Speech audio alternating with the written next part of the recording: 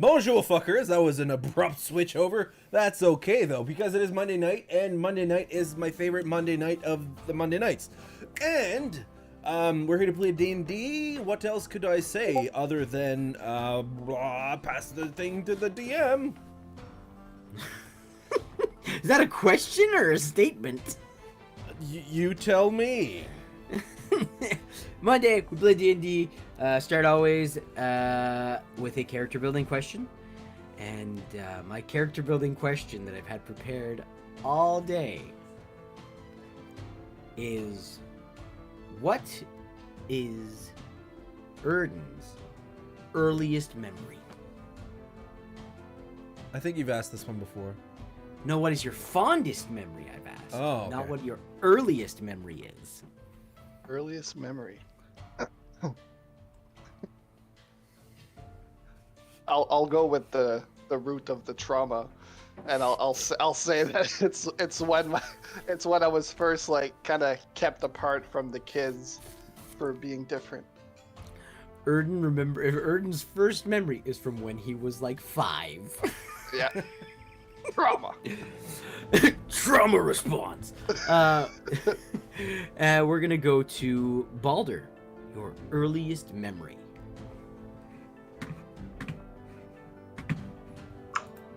God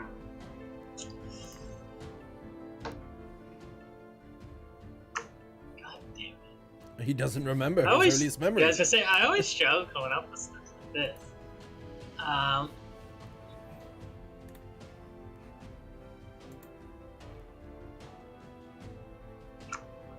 just gonna. Earliest memory is probably just being at home with my mother. Just the fun, not specific, just fondness of being around my mother and doing things with her. Pray, what is your earliest memory? Well, I think my earliest memory would be when they would put the children in the water pool we had, and they had a big stick and they kind of stir us about. The water smelled, but they said it would clean us. So now, having seen the world, it's a bit odd for having where you pee and where you wash the children being the same body of water. But we're all clean now, right? Piss baths. Who hasn't heard of a piss bath? It's called a golden shower. You pee as you bathe. Everybody pees in the tub. And Asher, your earliest memoir.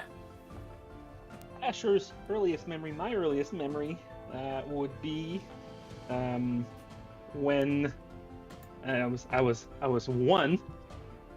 Because rabbit years works a little bit different, y'all. I was 1, and it was actually during the Mighty Carrot Festival. I remember seeing the giant thick throbbing carrot.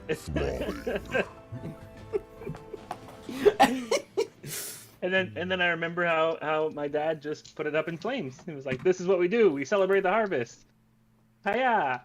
I'm not sure if that was. Now I'm looking back at it, and I'm just like, was it because he was warding off the evil spirits of the people he killed? Trauma now. Instead of incense, it's carrot, like a burnt carrot. Rabbits wouldn't.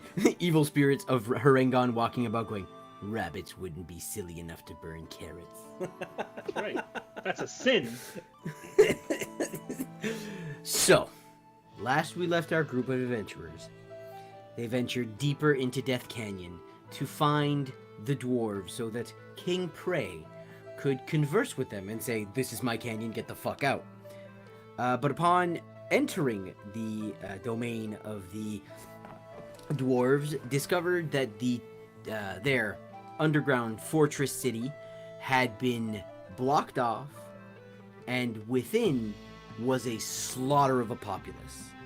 They ventured deeper within to the town kingdom thing, and they made their way into a sort of basement where they fought off against a gorgon, a few stone soldiers, a ogre who was trying to bust down a door, and a young ogre.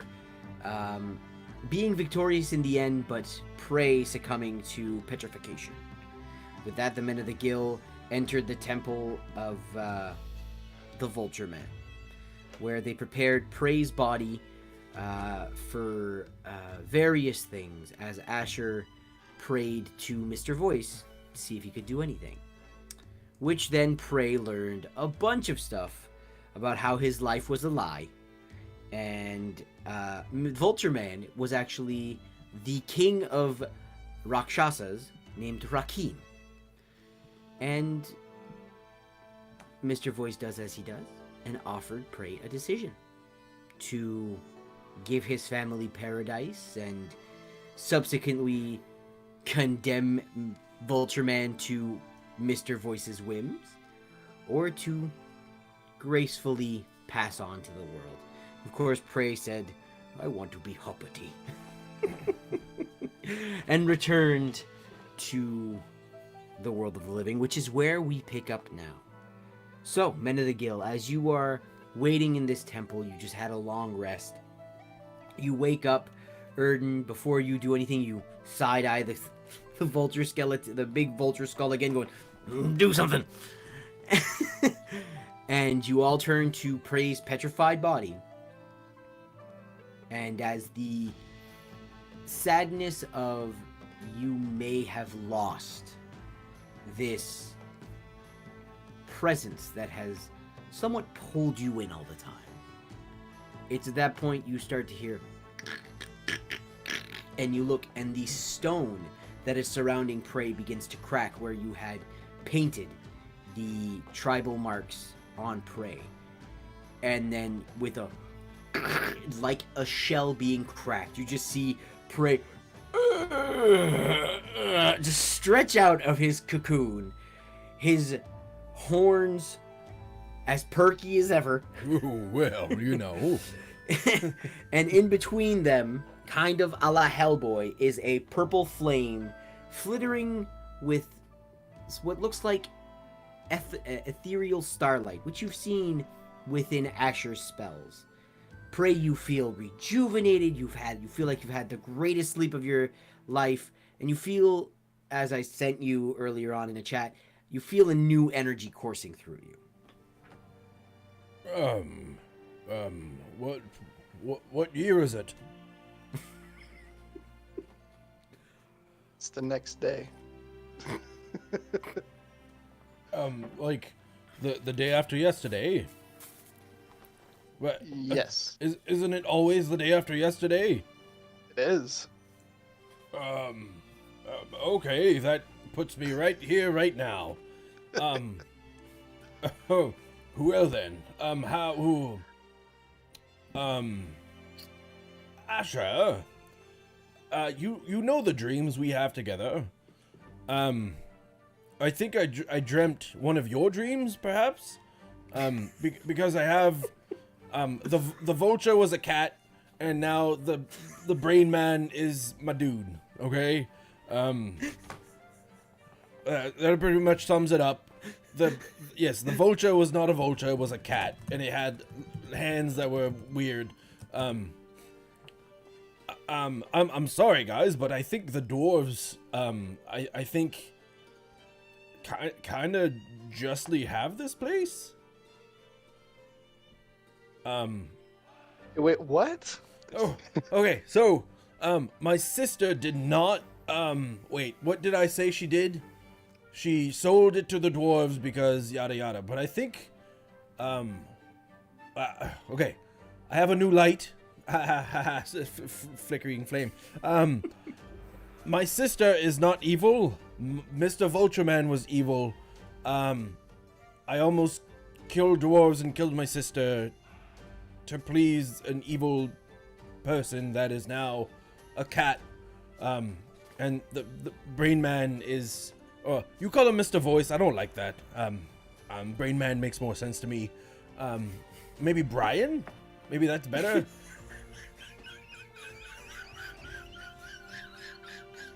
Yes, Brian is 100% better. Oh, Brian! Oh, bro. Well, you know there, Prey. Maybe you should just read a book sometimes. So yes, I think it was a bit of a mistake. I think my father took over the canyon in a way that was not okay, or he was. Yeah, it's a long story, but I don't want to kill my sister anymore. I'd love to see her. Also, I feel like I have maybe a different set of powers now, a little bit. I mean, what's going on with With my horns. I can't really see it, but from what I've understood, there's a bit of a flame there, and I can like, it's not warm, which is weird. Fire's usually hot. I always have to test it, you see if fire burns to see if it's real. This one is not real. Actually thinking about it now, I think it's the first time the fire I touch is not real. But I had to test it out every time. Either way, Ouch. let's carry this conversation over there, and I'll teleport 60 feet. Like, So, Misty Step or so teleport? neither. he's using a new feature. So this is your one use for the day, Prey. Oh, it is okay. So as he goes, let's go over there, and he points, you see that Prey points, and the flame that's between his horns shoots into his horns, and just like purple streaks go down the back of his neck, and then two ethereal wings, vulture wings, sprout out of his tattoo, and he just goes, and he just gets pulled 60 feet that way. I forgot to add to that, Prey. If when you use that, you would not provoke opportunity attacks, because it is like it's basically you a misty step, but it's different. Yeah. So you just see Prey fly literally 60 feet, like as if a car just like drove by, a rope got tied around his feet, and then So, Erden, I can, the flame I think is a gift from Brian. He lets me jump. I could do it before, but now it's a little bit better and further.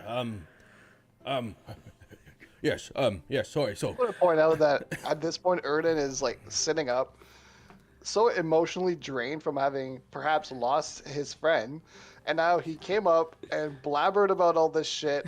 He has a flame on his head, and he just Which is gone teleported now. 60 feet away. The flame is gone now. But Erden is so confused at this point. He's like, what the fuck is Well, happening? okay, you remember when, Asher, didn't die at all. Boulder, he didn't die at all. And there was no vampire around. And then the vampire did not ask me if I wanted Asher alive. He didn't ask it. And since he didn't ask it, I didn't say that, yes, I want him alive. So, because I didn't say that I wanted him alive, the vampire that was not there did not make Asher that was totally not dead. He didn't make him come back alive. So, remember that? Yeah. That kind of happened to me in a way. if somebody ever redeems the non in charge. Oh my fuck, that is great. Goddamn. So Yeah. while this is all happening, Asher is just kind of like, he'll, I guess, like trying to reach out to Mr. Voice and just be like, was this you? Is this? You feel for the first time he doesn't answer, but you just feel like a little pressure on your back that just feels like a little like pat, and then that's it. I'll just like whisper thank you. Okay. As this is going on, of course, this is not a silent. With Prey explaining things, I hardly assume it's ever quiet. You see that while you guys were all doing this, the dwarven guard, has walked to the door and is like checking out, and you can see like the king of the dwarves, or who you can assume is the king of the dwarves, is rousing from his sleep. He looks a bit more composed than he was last night, where he was just like literally coming off the high of seeing his entire fucking people slaughtered. So he's just sitting there like, Morning. Just Hello, dwarves. I did not come here to kill you. Where is my sister? That's still what we're doing? You tell me. Yep. Where's my sister, Mr. Dwarf? She looks like me, but weaker, smaller. Not. She didn't have a dong. Pretty confident. we took a bath together. It was piss water. Don't worry. A little murky, but I could tell.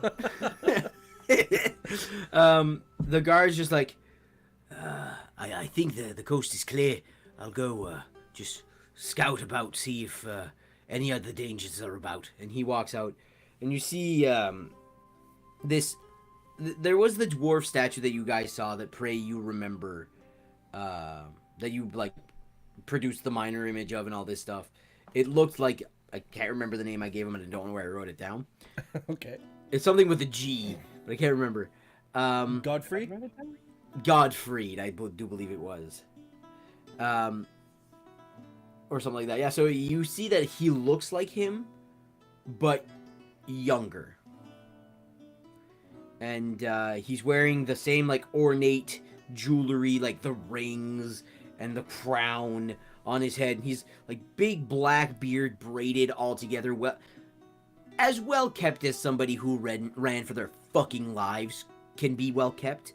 And he's got, like, a big braid, and then the crown just sits on top, and, like, just bushy eyebrows, like his face all scrunched together. You can only see, like, slits where his eyes would be, like, just big cheeks, and he's just like, you mean... Okay, wait, I didn't do his voice. Gotta be a bit... That's a gnome. That's a gnome or a halfling. Hey, you mean Kay, don't you? Yes. Okay, yes. My sister. Well, we received the deed to the canyon from her, and the postage was from the capital. So, your best bet's the capital. Oh, so she didn't, like, hand deliver it? She just sent you a letter, and you were like, oh yeah, this is legit, and let's move in. We were here, and it had the crest of the capital. It was notarized. It had all the proper documentation. It had all the legal documents were filed properly. There was no reason for me to believe that it was not a legitimate transaction. Oh, I just didn't know you were already here. Maybe I was a bit sheltered. You did business with my father. How? I saw him once. My father beat me for seeing your father and being like, hello, dwarf. And he was like, just slapped me. And then you realize, as you say this, that might have not been your dad. That might have been one of the Rakshasas. Or one of the cats. Yes. As Prey would know. He goes, hey,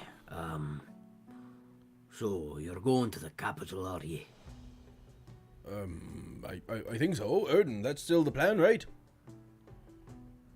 I mean, that's what we came here for. I mean, instead of killing your sister, we could just go see her. Say hi. Be like, oh, hello, Kay. I was going to hurt you, but give me a hug. So the way to the capital, well, you being your father's son, you should know that your encampment that is in the middle of the canyon has been overtaken.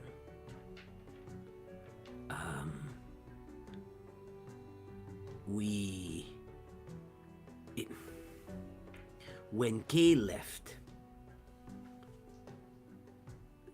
something happened in this canyon that I can't understand. Animals started going nuts. Vegetation started growing. Something took your camp. and now there's a dense forest built around it. Maneuvering it is quite impossible. No, not quite. It's hard as fuck, if I say. But everything is still there, but there's like vines on it kind of thing, or like it looks like a jungle. There are pine trees, pray. Wait, he doesn't know your name. There are pine trees, son of Yigert. You can call me Prey. I'll call you son of Yigert. Okay. I am son of Gottfried. But if I say son of, could I just not call you Godfrey? Are you Gottfried as well? I'm Gottfried the Fourth, but just call me son of Gottfried. It's easier. It's a dwarven thing. How about I call you number 4? Roll a persuasion check. Okay. It's an easy check. 18. All right, it's good. It's brief. I like it. I'll call you Prey. You call me number 4. Okay. Only you call me number 4. Okay. Well, Erden is the first mate, and then there's I don't remember her name. She was a lady with a Spanish name, I think. I don't know where Spain is, but it sounds exotic. And then I am the third mate, and you are number 4. Do you see? We could be a band, like the Bugs. Okay, it sounds good. But yes, if you're headed to the capital, there is. We'll talk about that once I've cleared the corpses of my family out of my grand hall. Oh yes. Speaking of, do you have someone else that you could perhaps? Oh no, I think we can hold our own if we were to go in the junk. Is there something there? Are you suspicious of something causing it? Or like just like, oh, it's sunny now? When we started pressing, because again, when we got the deed, we were like, okay, well, let's go see what Giger left behind. That was to get all the men situated and get the gear and get like carts going. We started pressing in, and when we met the forest, we got deeper within, and some men got lost. It is very confusing. Your sense of direction and time is lost. Also, when we decided, let's stop pressing, let's go back, we lost more men. We left the carts and we were like, we'll just walk. When we reached the other side, out of the woods, we were chased by some contraptions that screamed. My men were obliterated. And when we returned is when we saw the devastation that was going on within the halls. It's as if they knew that we would want to see what was there and waited for our fortress to be not as well protected.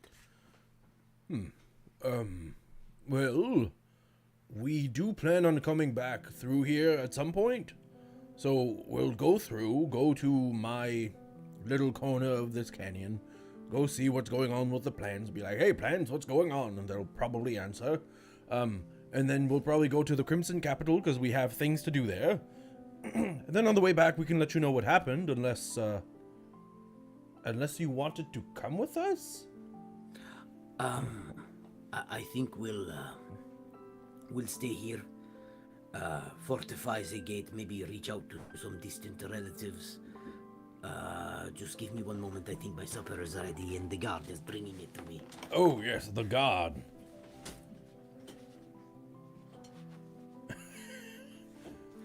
It seems so real. I know, he was so kind. He was clearing out the corpses and oh, His Royal Highness must be hungry.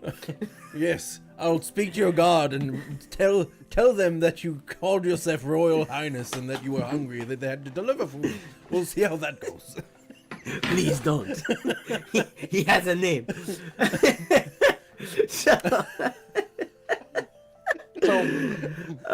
So we'll reach out to distant relatives, see if they can spare some men or something. That's what I was gonna ask. So, is it just you and the guard that's left? We were the last two to be able to make it down here. We were able to pass when we came into the sealed off cavern. The big boys and everything else seemed to be occupied with the remaining members of my clan running through the holes. So we slipped by, but when we slipped by, the younger big one saw us, and when we came in here, we sealed the doors. Cowardly, I will say so, but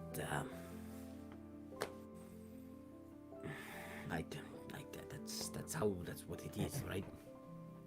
You had to do what you had to do to survive. Exactly.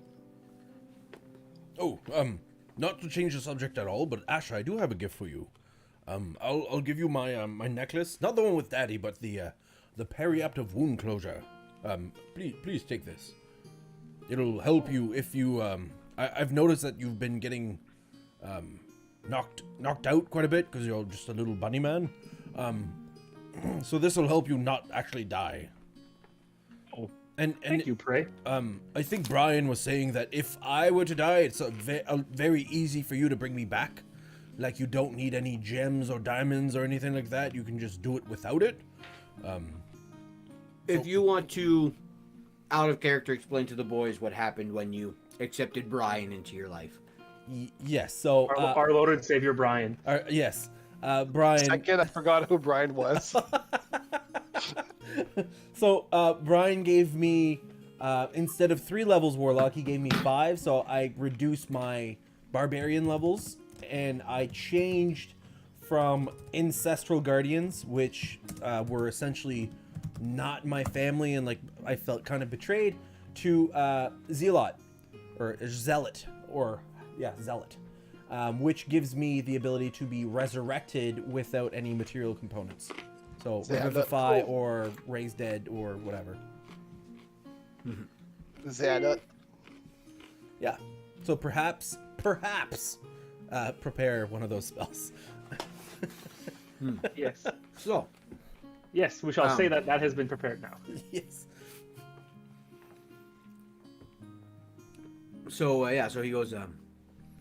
As I said, we don't know if you're going to your old encampment.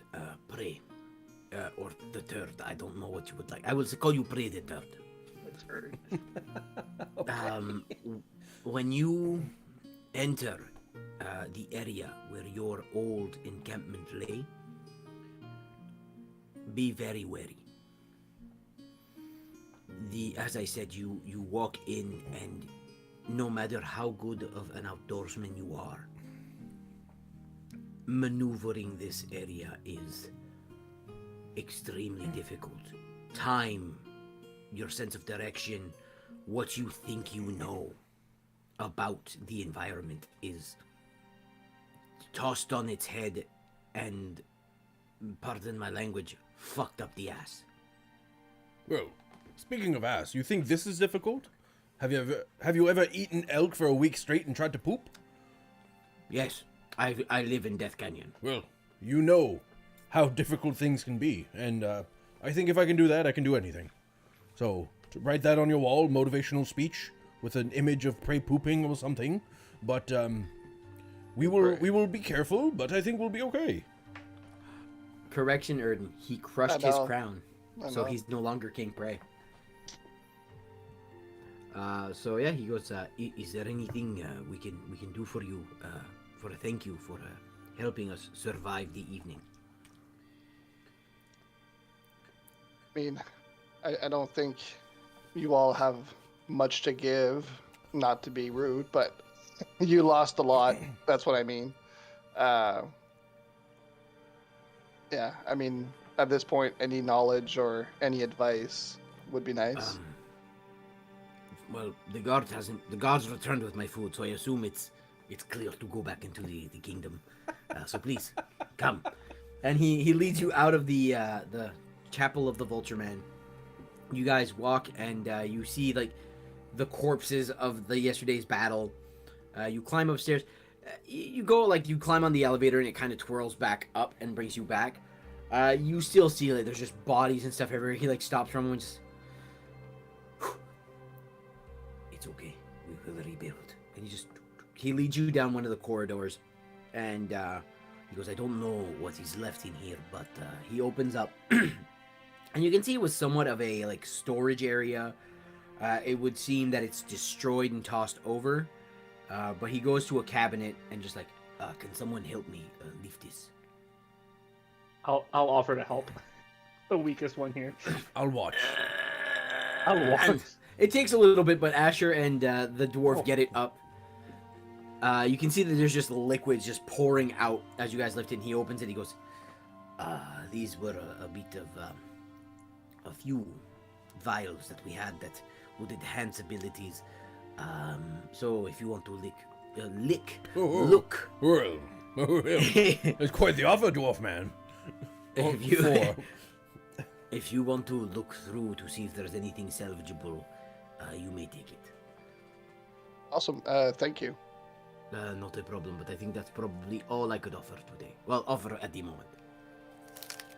Yeah, I mean, I'll look around. I'll see what's there. He goes, I'm going to go enjoy my lunch outside in the hallway, so just give me a moment. Just walks out. Roll an investigation check, please.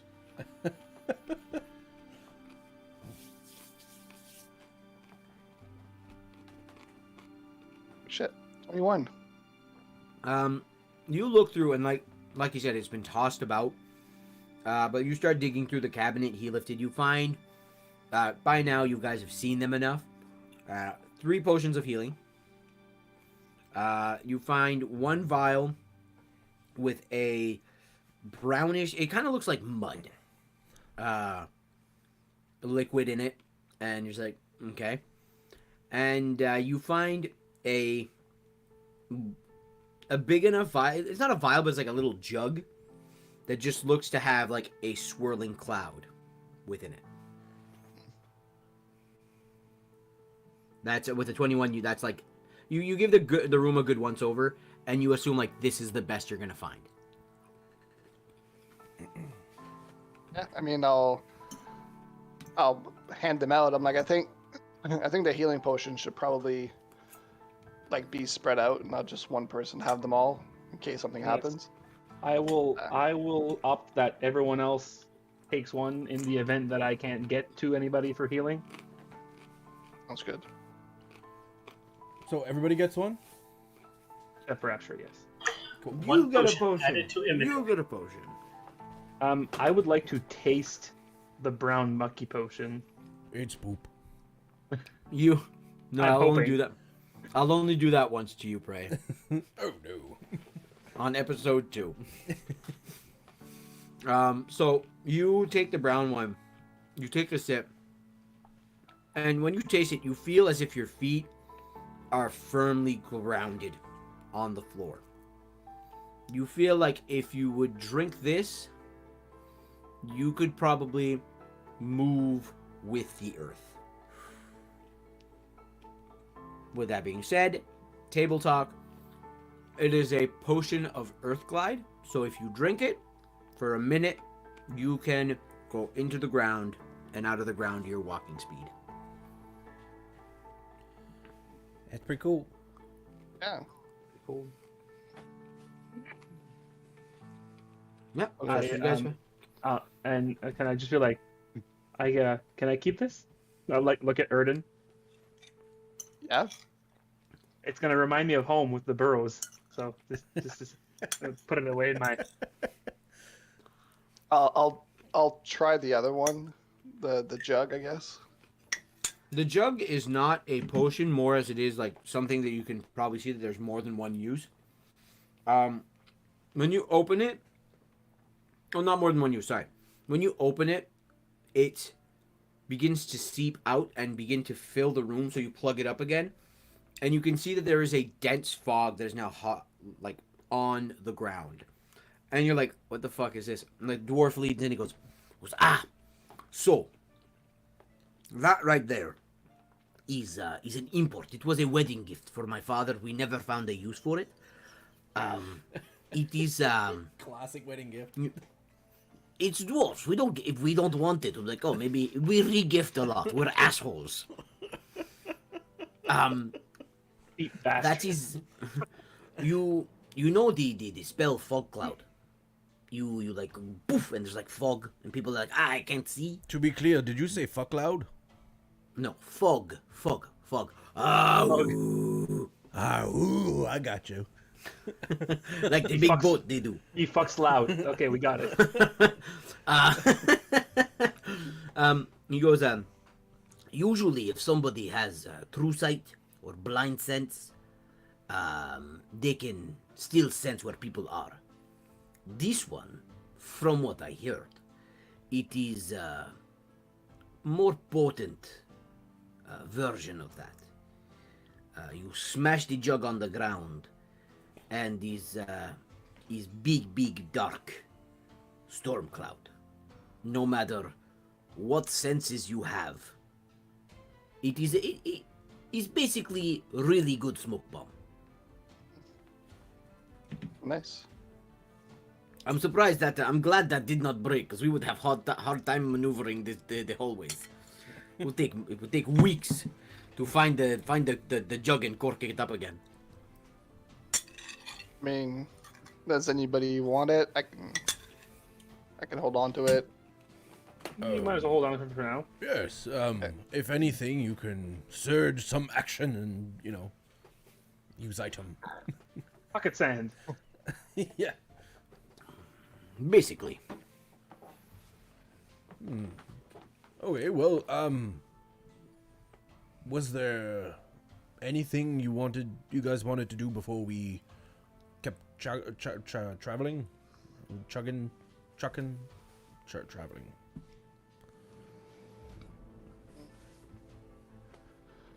No, I think I'm good. So we're making our way to the capital, Well, we have to Are we pass going- through. We have to pass through my little your hometown. your little village there. Yes, I believe so. Okay. Pick it. Pick it. I wish you the best of luck. We will be here. Hopefully, when you return, you can swing by, and we have more to offer you. As the men of the guild start walking out, Godfrey the Fourth stops you, Prey, and he goes, "Son of Ygritte, if I can have a moment of your time." Son of Godfrey, of course. So you guys just like walk away, and he like keeps pace with you, but like he keeps far enough so that it can just be a private conversation. He goes, I heard in the chapel to the one you called Vulture Man. You spoke of the canyon belonging to us, or your father being a liar. I want to be extremely clear. I was a child when your father came. I know I look very young for my age, but I am still about like 150 years old. Okay, yes. That's a big number. I don't know, but it's big. Yes, the three numbers, one all consecutive. And he goes, if you want, when you're done with the adventuring, I will teach you math. I have lots of years ahead of me too. We'll see how bored I get. And he goes, the first time I met your father, he was armor clad. He was from the Crimson Capital, and I sat in on my father's meetings, so that when I came to rule, I would know how to delegate and do certain things.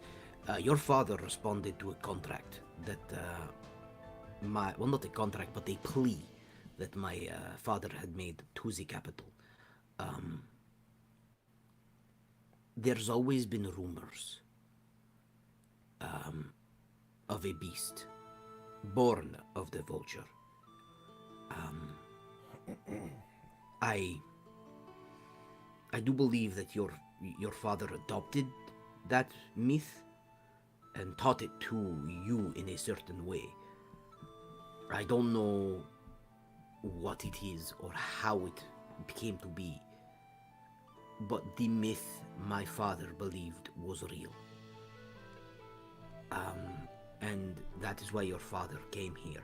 He fought and sealed whatever that myth was.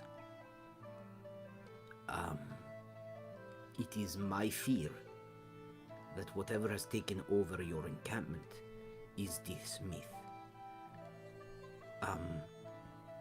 The reason I say I fear this is because when the myth arrives, animals do not react the way they used to. Nature is uncontrolled. But the most,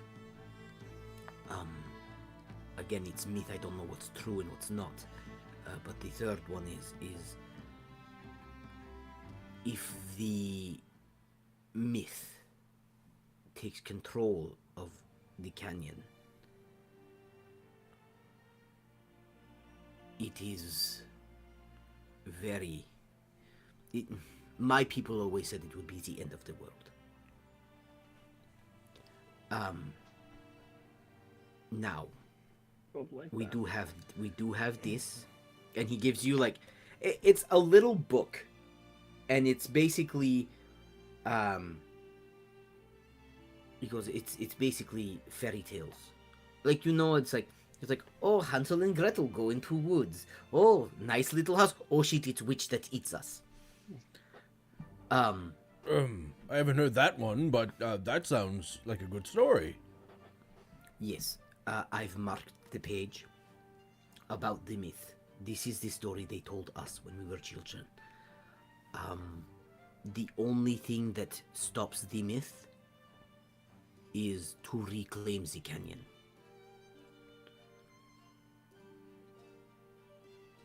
So I do pray for your sake that what you are facing is not the myth. So, This... if it is the mythical creature, whatever you want to call it, if that is the case, and it has claimed the canyon, and the only way to defeat it is to reclaim the canyon, how do I reclaim the canyon without that? That's a thing that can't be possible. It's... Again, if this is the creature of myth, the question is, how do you reclaim the canyon? If this is the creature of myth, and you face it, you may suffer casualties. It's supposed to bring the end of the world, Bray. Well, The third. Well, thank you, Godfrey, son of Godfrey the Third. So, yes, you're Godfrey the Fourth, son of Godfrey the Third. That seems long-winded, but if I guess you'll soon find out if we're successful or not. Because if the world ends, you'll be like, the men of the Gill failed. But if the world doesn't end, just assume that if the world doesn't end, that we've won. I'm glad that you told me your group's name. I will be sure to share your praise with my Galcronian cousins. Your praise? You have praise as well? No, praise. It is a way to say cheers and like good words with my Galcronian cousin. I didn't know it was named after praise and good words. Oh, I didn't know the meaning of my name. That's so cute. Although it is a shortened version of my last name, so I don't think it was really given to me. But anyways, thank you, Godfrey the Fourth, son of Godfrey the Third. Probably his father was Godfrey the Second, but we'll cut the name short. You have a safe travel. Pray the Third, son of Jaeger the Demon Knight. Yes. Thank you yet again, Godfrey the Fourth, son of Godfrey the... It's a title off. And you guys match up. You guys reach up, and you're at the gate. You can see that the guard has opened. Like the doors have. He like wedged the door and like, I forgot there's a bunch of rubble on the other side. Right. Can anybody who's strong give me a hand? I can try. I can also stand back a bit, everyone. I'll try this, and I'll take my my packed weapon. I'll smack it on my shield, and I'll cast Thunderclap. Poof! It's basically like Thunderwave, but a cantrip. Maybe I could just clap my way through the rubble. Oh, I don't know. So roll damage for thunderclap. Okay. Clapping cheeks, pray. Ooh, 6 damage. And he got a natural 20 on his strength check.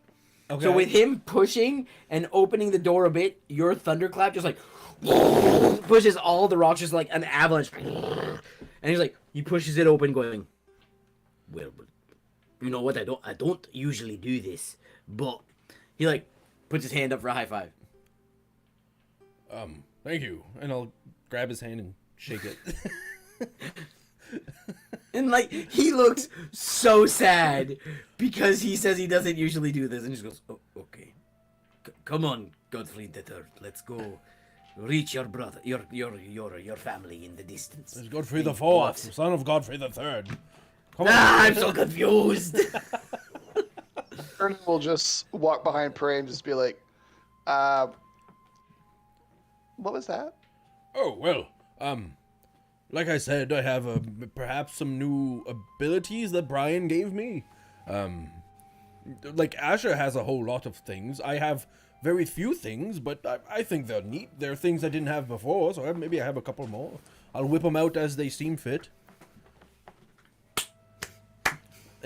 That's what it And is, you guys- the thunderclap. The thigh clap. So you guys walk out into the canyon. You can see that it's more of a cloudy day today, but still same thing. It's you hear in the distance the rumbling of those vehicles, but they don't seem near. So are you guys going to take the main road or take the side hills? Prey, from your experience in the canyons, what do you think? Well, based on my experience, there wasn't like, let's make a word right now. Let's invent a word. Vehicle. I like how it sounds. Vehicle. There weren't any I was gonna say- vehicles before. I was gonna call them fuck bikes, but that's fine. That's okay. Yes, there weren't any fuck bikes or vehicles. So I think maybe the side path might be safer and avoid the Main road. yes. Yeah. Okay, so you're taking the side path aside from the main road. It does take a bit longer. Could I get somebody to roll a d20 for me? Where? 19. 19. All right, let's look at this. 19. 19 goblins appear. 4. Okay, so as Prey is leading down,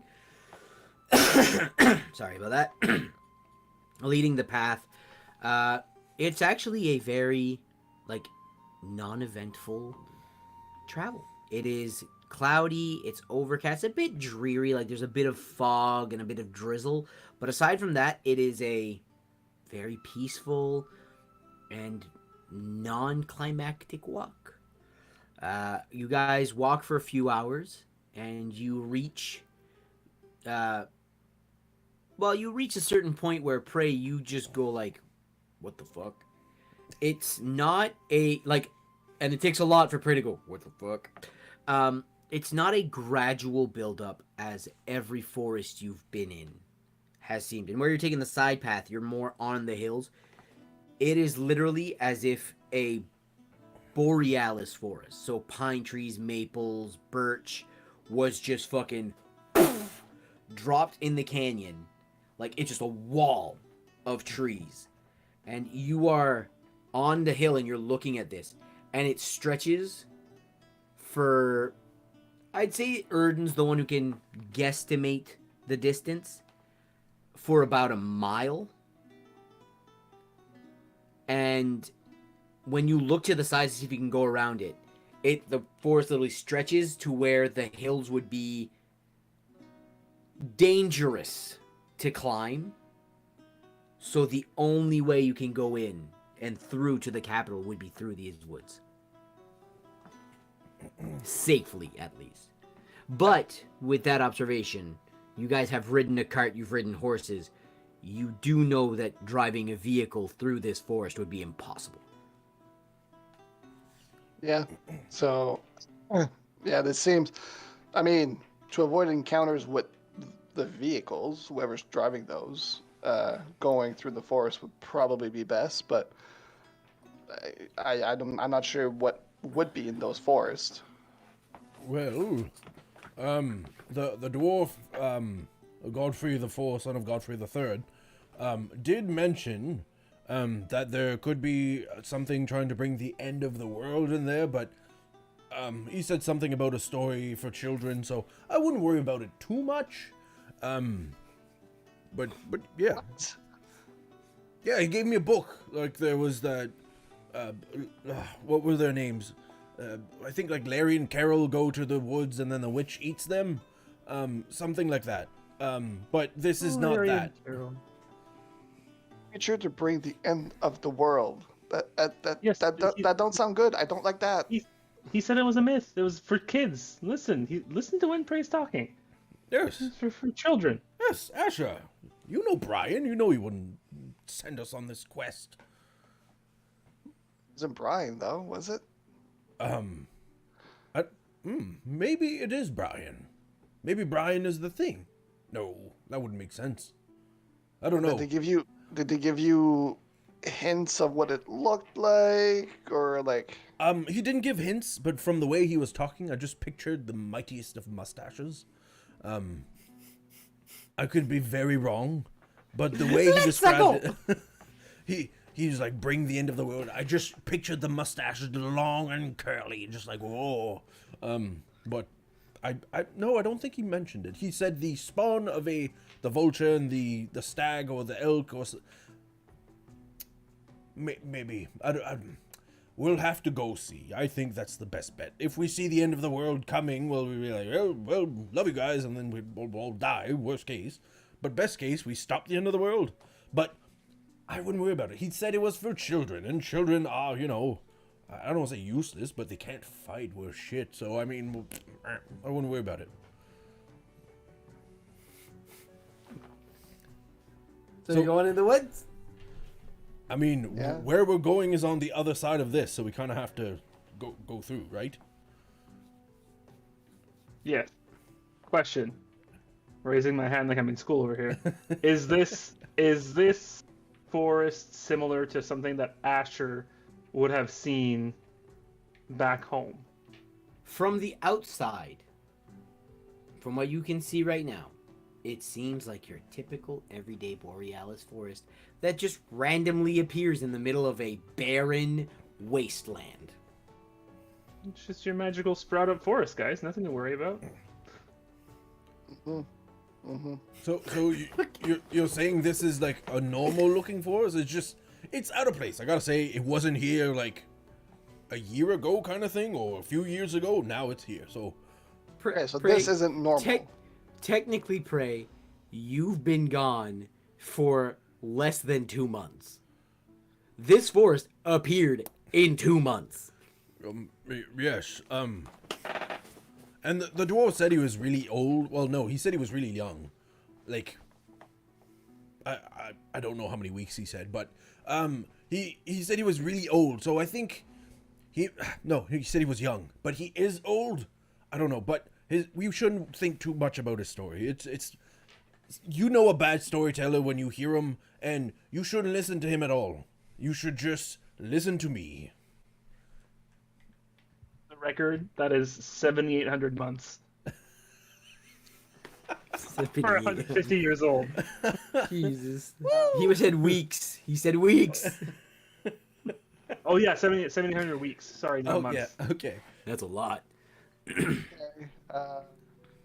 Okay. Let's. I mean, we gotta get through. What does Balder have to say about all of this? Because when you came through here, Balder, to go to Mercer, this forest wasn't here. That's less than 2 weeks ago. I mean, at the moment, I'm just like shaking my head at Frey's logic.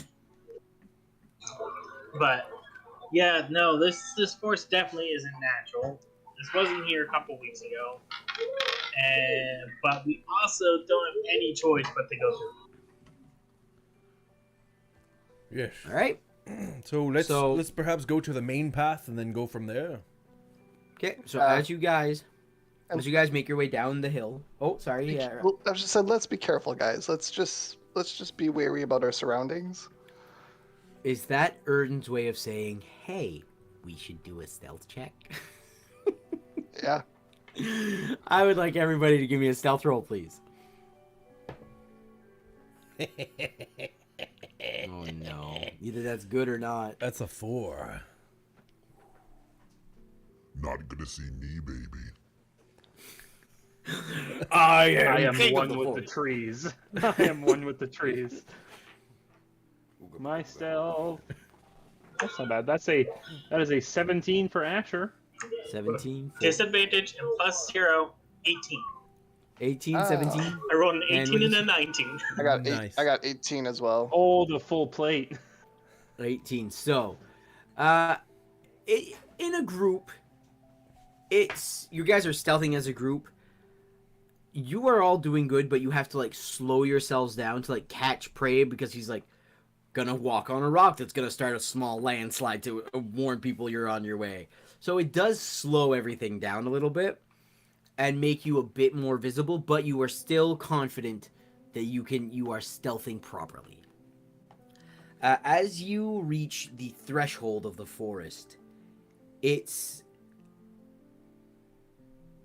just very strange. It's like there's a line where the grass, like the ground is grass, and it's just a line saying this is where it ends. There's no transition. It's just straight dirt and stone to like lush green grass.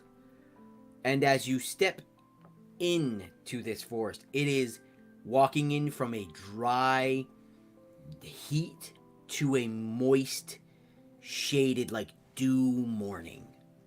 And the smells is different. You're used to smelling dust and the ocean breeze. Here it just smells of pine, wood, and nature.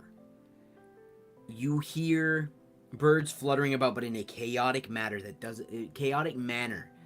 doesn't make sense. Like usually birds will jump from branch to branch to find a perch. This is they can't find. It's as if they're trying to find a comfortable spot, but they can't. They just never stop. They jump from tree to tree and they cannot land, and they're chirping like crazy. And that's the first thing you realize. But the next thing that just assaults your senses is that when you put both your feet past that threshold, you literally just walked into this forest. But your brain cannot wrap its mind around going, where's the exit? You turn around, you can see it. It is there. But your brain's like, which way is south, which way is north, which way is east, where's the exit to this? You are discombobulated and not confused, but your brain is having a hard time.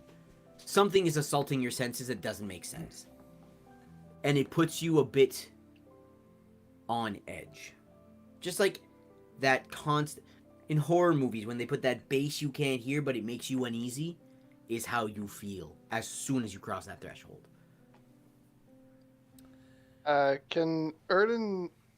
I'd like to try something. I'm not sure if my confusion about the situation would prevent me to do so, but I want to take a dagger and just kind of where the grass is, like a few feet in, just dig my dagger in and try to cut a piece of, see if like underneath the grass, if it's like soil or if it's dirt, like sand or rock, whatever. So you spin out your dagger and you just carve it out.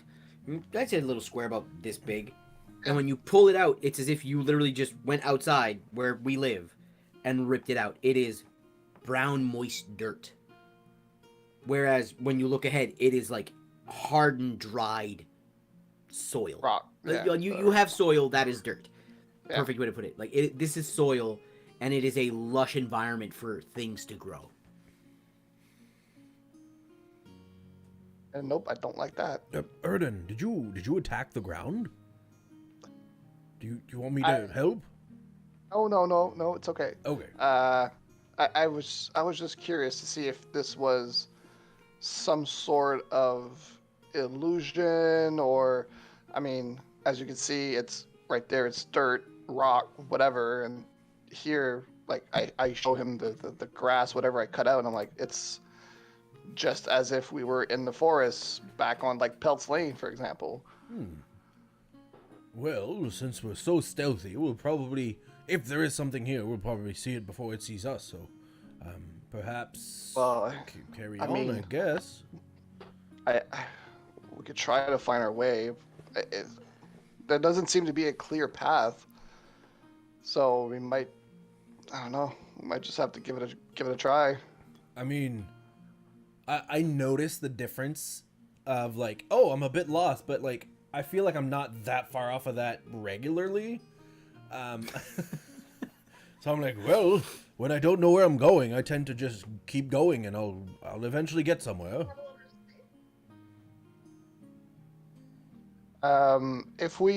Whenever we start walking through, I want to do kind of like in the first or second episode, grab my dagger and kind of mark my trees. Okay. So who is leading? I can lead. Okay. I got decent nature survival, better survival, but yeah. So I'm gonna need you to roll 2 things. Okay. One with disadvantage. Okay. Roll a survival check with disadvantage. Ow. It's a crit or a 15 plus 5, so dirty 20. Okay. Woo! Can you roll a wisdom saving throw for me? Very nice. Very nice. Very spicy. Add a little. Oh no. Oh no. That's an 8. Okay. No, sorry, that's a 6. Okay. So, as you you take your dagger, you're like, okay. You look and you tell your brain, that is where we came from. I want to go that way. And you're talking to your brain as if it's a different entity going, that's where I want to go. Your head goes, okay, we can do this. And you start walking, and you walk. And you are making progress. And as you're moving forward, every 5 or 10 feet, you mark a tree. Or so you think you are. The guys behind, I'd say Prey's just following blindly because Prey's he's got confidence. But Balder and Asher, while you're being assaulted with your senses and going, okay, what's going on?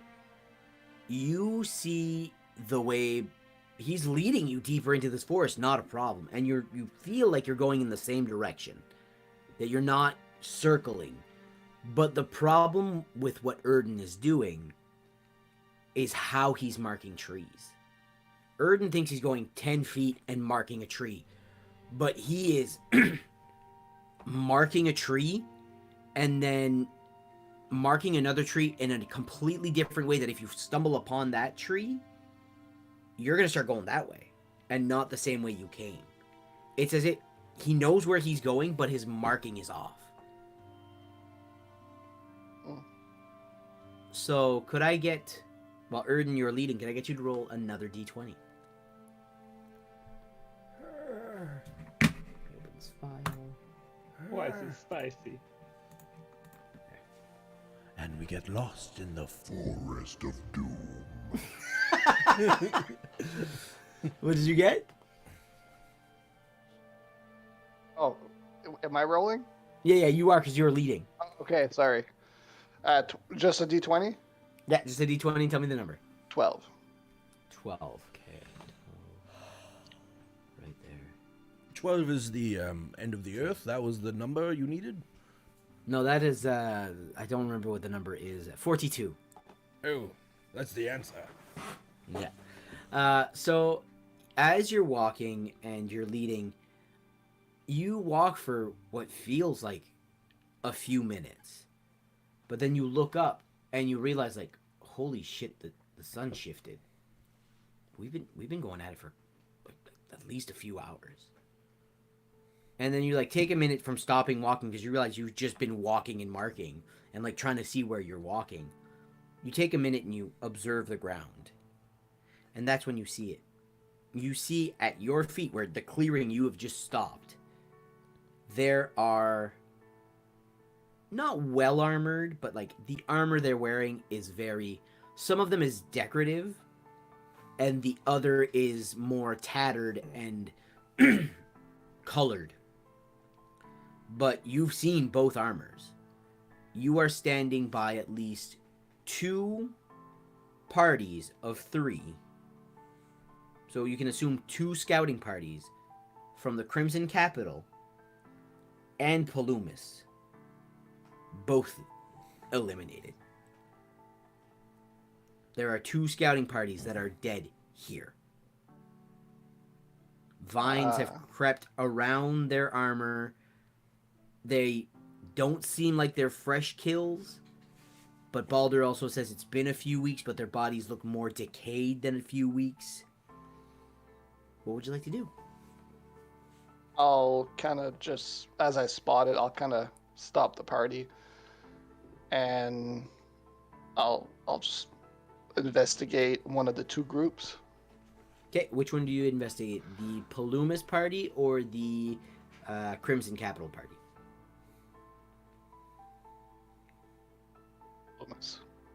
Palumis, get roll. I rolled. I'm like even odd. I'm like, I don't know. Yeah, roll an investigation check, please. It's fine because I would like to investigate if I see them, the Crimson Capital party, just Okay. because they bear my crest.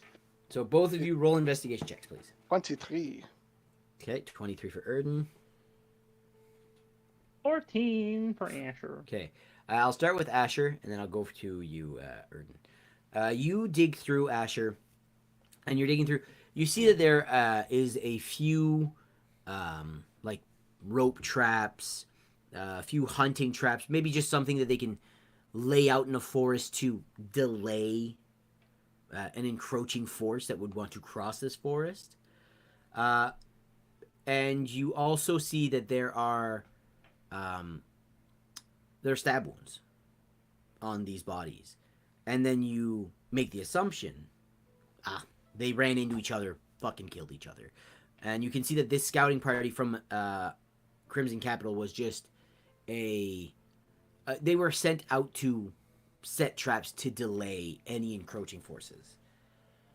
Erden, you with a 23, you investigate the bodies. You see that there are 2 of them that are just normal, like, soldier scouts.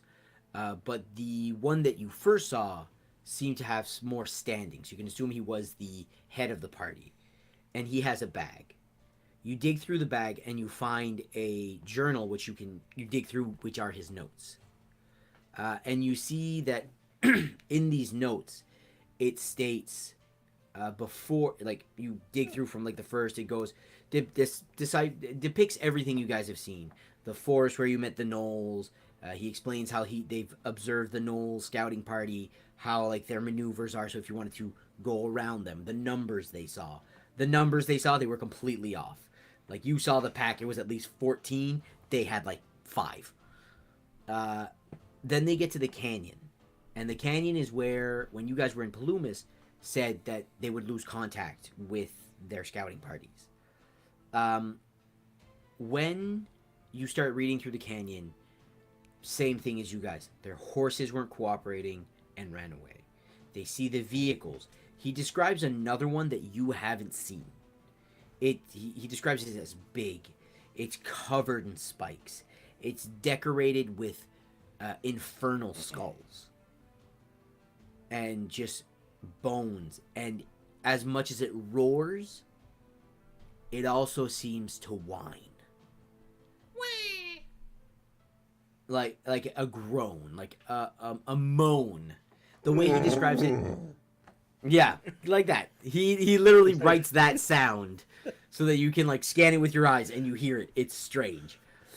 And he also states that there are 4 camps that he spotted on the what you would know is northern end, which is the entranceway of the canyon, before you hit the forest. And then when he speaks about the forest, his writing doesn't make sense.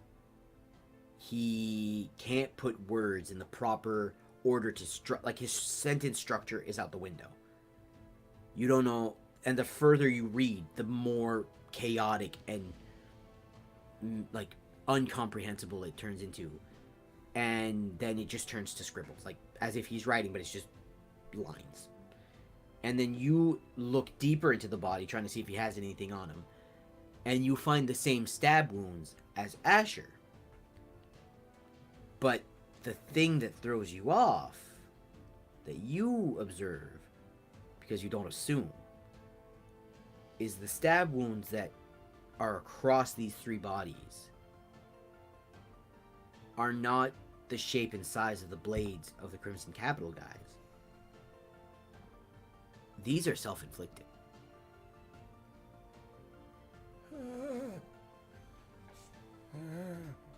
Interesting. And just that sense of unease builds even more as you make this realization. Like you traveled with scouts into Palumis. You saw how like technical these guys were.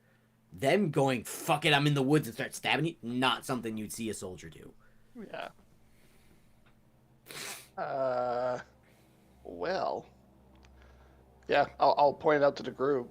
I'll kind of show Asher, just kind of comparing the weapons and the stab wounds. I'm like, this is weird. As he points that out, Asher, you then realize that the Crimson Capital Guards, scouts, have the same thing. Self-inflicted stab wounds. And it's not just one.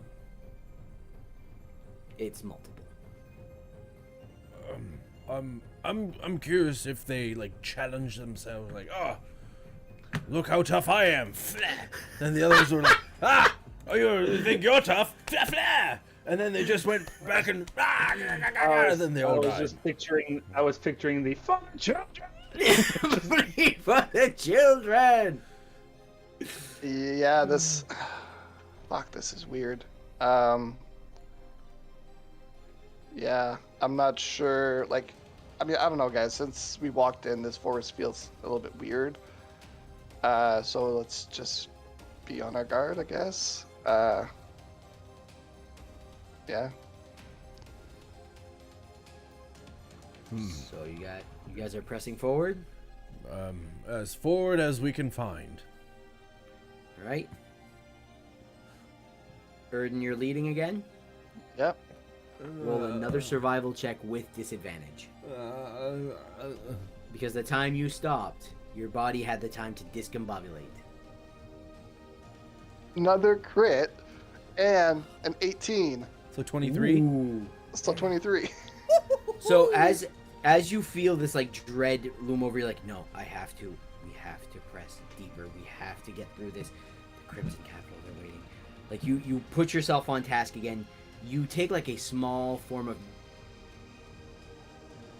meditation, and you feel, I say with 2 crits on disadvantage, I will give you something for that because that is fucking hard to roll. As you feel your mind going like, come on, Erden, you feel, it's a strange feeling. It's as if you feel 2 hands wrap themselves around your brain, around your head. Oh. But it's not on your head. You feel it inside your skull.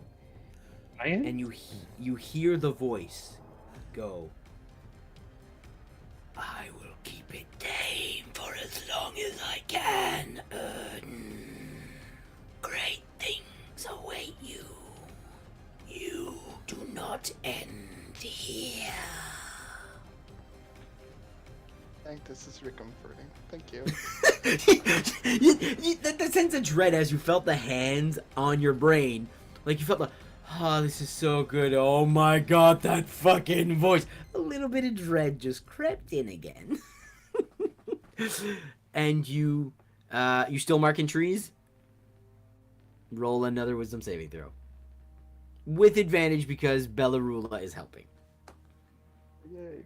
Oh, good lord. Thank fuck, because that was a nat 1.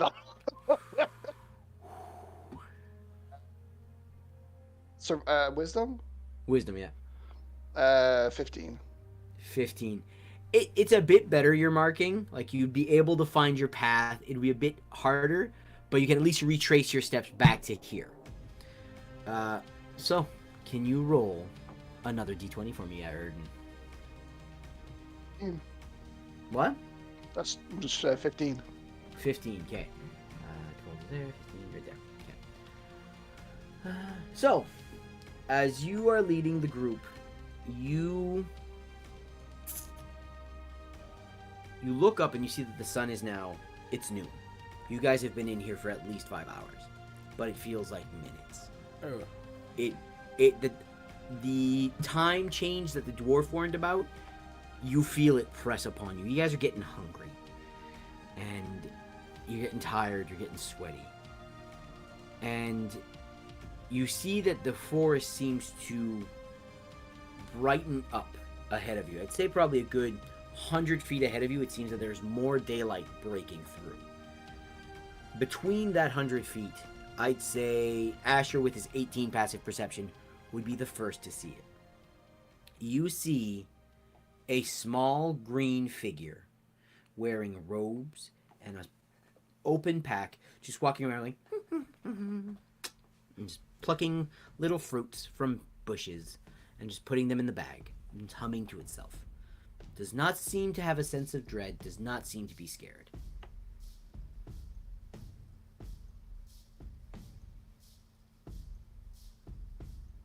Mm.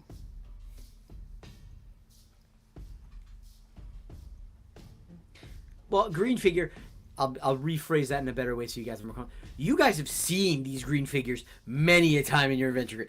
It's a little goblin. Just picking berries in an open bag. Hasn't spotted you,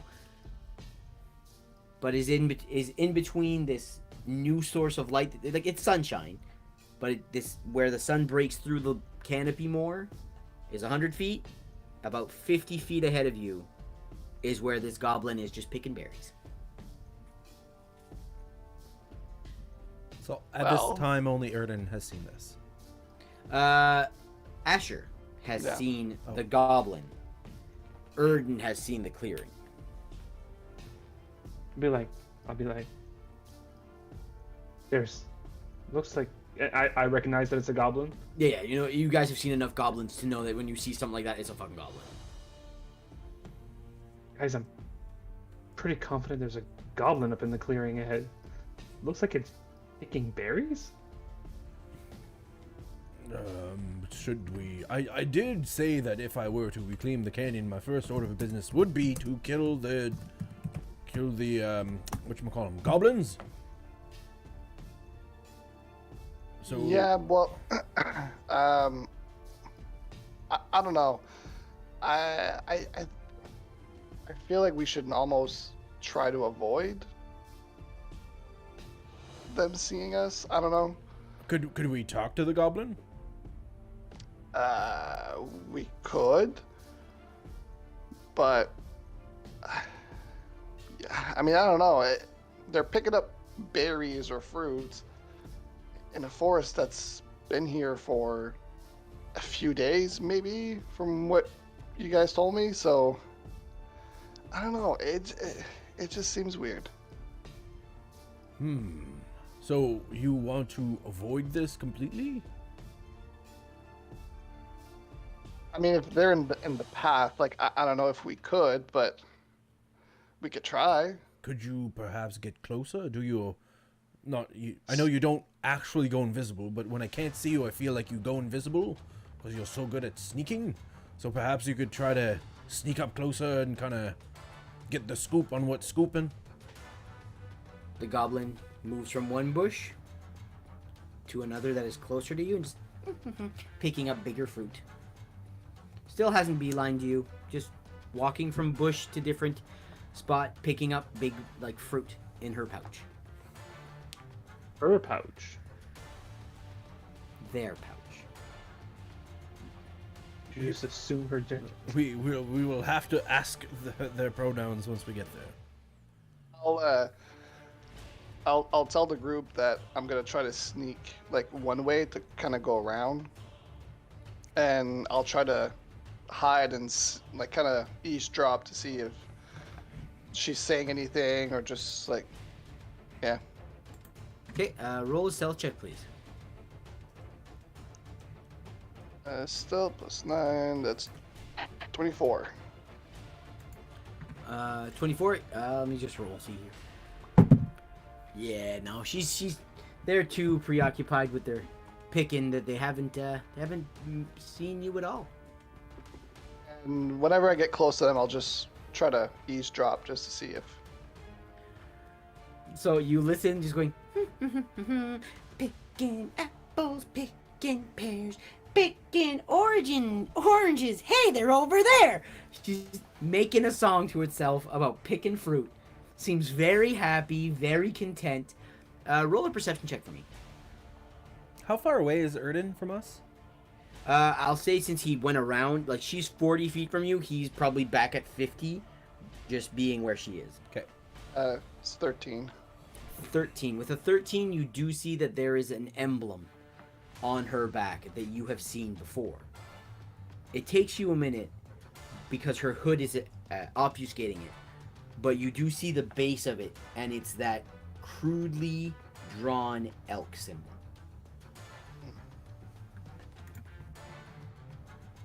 So I'll try to kind of make myself appear to like my friends, and I'll kind of just go like, I think that's the symbol for hunting, if I'm not mistaken. "You're gonna go that way." Wait, I have an idea.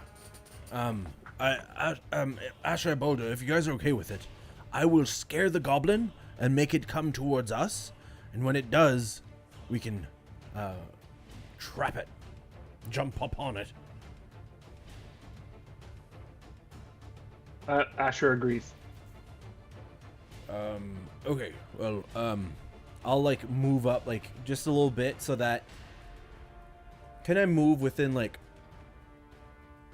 25 feet from it? I would make you roll a stealth check on that. I have no problem with that at all. That is a 17, my friend. You. Following Erden's lead, you get 25 feet. When you get 25 feet, she goes, "My bag's pretty full. It's getting kind of heavy. Gonna have to go home and give it an empty." And I will use minor illusion, which can be a sound ranging from a whisper to a scream. It doesn't have to be a voice, but I will make it sound like a roar from a mighty beast or something, just the other side of her. So like behind her? Yeah, and the range is 30 feet, so I want it to be 25 from her, and then just the other side. Okay. Roll an intimidation check. Ooh, I like that. Erden has no idea what's going on. Like, what the fuck? 13. Yeah, Erden's gonna hear that, jump up and just attack. 13. Erden, I will say that you were watching them, so you did see Prey and you did see him like cast. So 13. Let me roll something. That's a terrible roll for her. So give me the sound, Prey.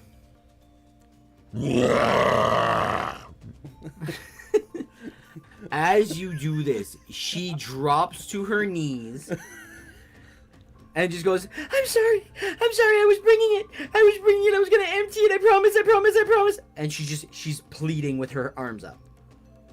Please, I was gonna bring it, I wasn't eating anything, I swear. In common, obviously, because we understand it. Yeah, she's speaking in common. The plan didn't work, but let's go. I'll try to run and try to grapple her. Okay, roll an attack check, just to see if you can. Like a grapple. Yeah, grapple checks on an attack. 21. You can roll with advantage, see if you get that crit, because she is pleading for her life. No, it's less. So I'll just roll an acrobatics with disadvantage. With 14. She's on her back going. She's got her eyes closed and she's not like she's. If I can like hold her down with my arm, I'll like use my fingers to like peel her eyes open and be like, "Speak to me." And when she sees you, her panting slows down. She goes, "Okay, ooh, I'm good. Okay, hi." Hello, Erden. Maybe we saw the hunting signal, and then I tried to hunt. Well, not hunt, but capture the goblin as per the hunting symbol. I'm not the best talker. Perhaps someone else could ask the questions. But hello, goblin. Hi. So she's just pinned to the ground. She's like, "Are you still holding her eyes open?" Yeah. She's like, my name's Mavis. Hi. Hello, Mavis. My first mate shall be around any second, and then the bunny and the half orc. Just be patient, Mavis. Thank you. And I was right there, so I'll just kind of whoop. Yeah. Erden, don't scare me like that. as you show up, she goes, can you get off? You're kind of heavy. I won't run. Like, I don't have any reason to. Insight check. Roll an insight check. That is a 19. She's being completely forward with you. Not hiding no bullshit. You keep your eyes open, you hear? And I'll let go, and then I'll get up. Can I blink, though? Yes. And thank me every time you do so. Thank you. Thank you. Thank you, thank you, Thank thank you. you. Thank you. Thank you. And then that's what she's doing. So she's sitting there. As you get off, she checks the fruit. She goes, "Okay, that's still good. Whew, okay. Thank you. I'll say it's okay. You don't have to thank him every time. Thank you." As she looks at you and says that. Is she like standing up at this point? Well, she Or, like, like sitting Frey in the- got off, and she sees that there are 4 grown, way bigger than her creatures. So she's like sitting down, like on like her legs are straight, so she's just like sitting on her butt, just to be like, just so you guys don't think she's gonna run. She's just sitting there, she's like, what brings you guys to the New Forest? Right. What is this new forest? It's quite odd to say the least. When did this forest show up? Well, it would be. I'd say maybe. We've only been here, maybe a week. But like we aren't from the canyon. We're from, we were exiled from our community, so we were just wandering and we found this forest. And we're like, hey, we're goblinoids. Forests are pretty cool. So we walked in here, and that's when we met. Well, we call them antlers. Oh my god, do you guys want to meet antlers? Who or what is Antlers? He told us he's the one who made the forest, and he's like super welcoming.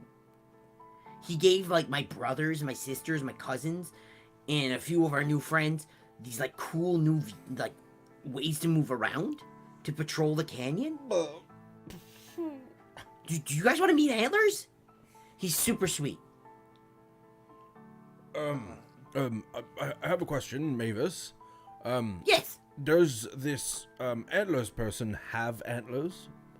That's why we call him Antlers. Is he an elk? He told us. What's an elk? It's a 4-legged creature with antlers.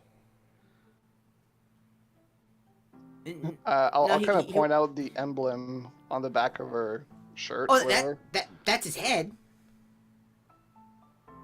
He walks on 2 feet. So a true elk that lost 2 legs and that's walking around on 2 legs. Well, we call him Antlers. He told us his name, but like we didn't understand it, so we asked him if we could call him Antlers, and he was like, "Yeah, why not?" Could the name sound something like in this language? And I'll talk in Infernal. Yeah. Something. Yes. Oh, okay. Danger, men of the Gill, danger. So, have you ever heard of children's fairy tales or tales of the children? I've tasted children. I have not. I was stopped. He was. That he was. You missed out. Baby back ribs. Mwah! Oh, goodness gracious. Okay, well, we'll put that aside. We'll deal with that later. Where is Antlers now? Is there like a lair? Is it like a... And she just points to the spot where you guys can see more sunlight. Right there. He had like his entire camp. He said it was just left. And that's where he lives. It sounded like you were like scared there for a second though when he's happy, he is nice. When he's mad, yeah, you don't like seeing people mad. It's not fun. Does he hurt people when he's mad? He hasn't hurt me. He just gets real angry, and then like the forest feels weird. What does he get angry about? What have you seen him get angry about? When people break the vehicles, the chariots that he gave my family, when he asks somebody to do something, and they don't do it, when we don't sit down for praise time, and when newcomers don't pledge fealty to him. Yeah. Aside from that, super sweet. Okay, so you're telling me there's a 2-legged elk creature thing that speaks infernal that gets angry and makes the forest do funny things. Yeah. Okay, well, Men of the Gill, I feel like the story I told you guys about that to not worry about, perhaps it's less of a story and more of a thing that's just over there. We might... You now hear this whispered through the woods. Mavis, bring me the fruit. She goes, I don't want him to get mad. Can I go? I'll be right back. I just gotta bring him the fruit. Or he's gonna come looking for me.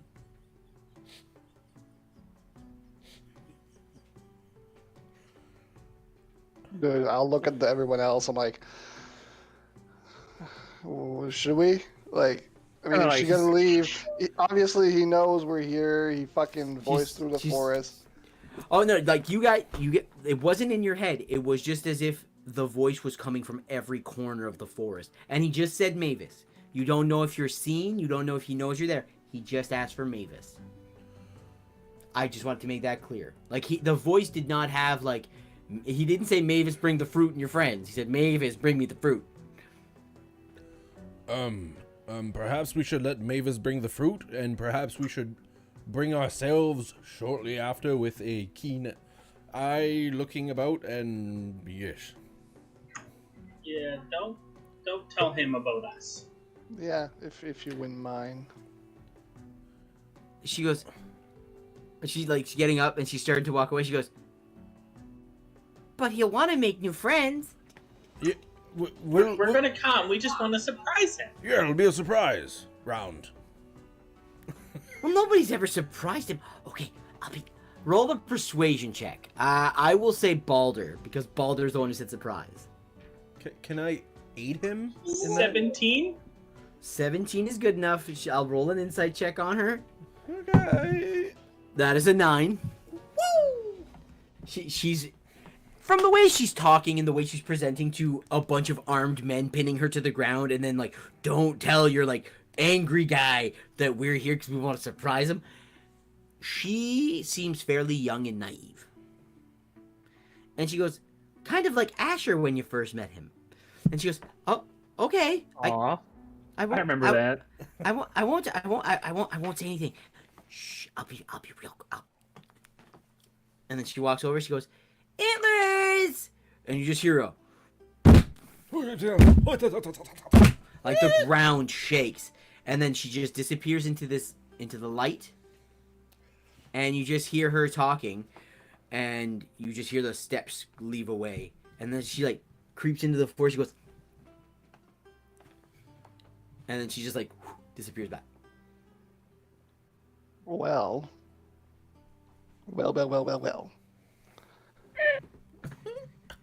I mean, from everything, it sounds like this is his domain, the whole fucking forest.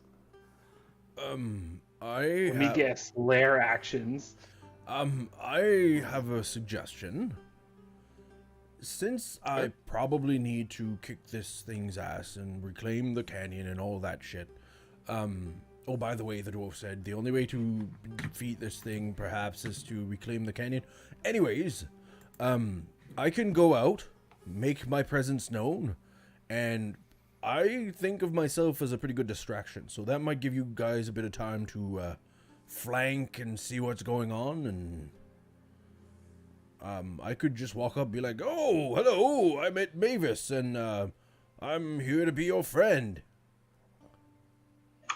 Right? That is pretty well thought out for you. Well, I am proud. I've been a hunter a long time. I haven't killed anything in a while, but in terms of hunting, anyways. But I think I'm getting wiser with my months of adventuring experience. Maybe just make sure that Mavis is in there. She might say like, "Oh, where's your friends?" And they'll know that you're not alone. Right. So, yes, let's maybe hurry this up because I did hear the giant footsteps. You guys probably heard the same thing. Yeah. Let's get a bit closer, and then when the time comes, I'll hop out, and then you guys kind of take that as the signal to flank and get in whatever position you seem fit. That's good. So, I will need everyone to roll stealth checks to get in position. I will give you advantage because Mavis did not give you out. Woo!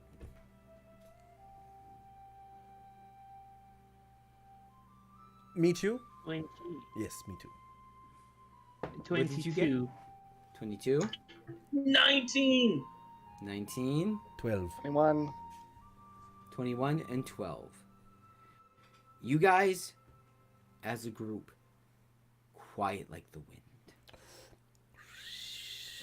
And you surround the camp, get yourself in position. As the last person gets into position, your eyes all adjust to this new change in light. Pray, you see home. You see this tent, not city, but tent encampment. There are many, like maybe 3 or 4 tents, a large tent, and just like a bunch of pelts laying on the floor around a fire pit. You see that there are weapon racks filled with spears.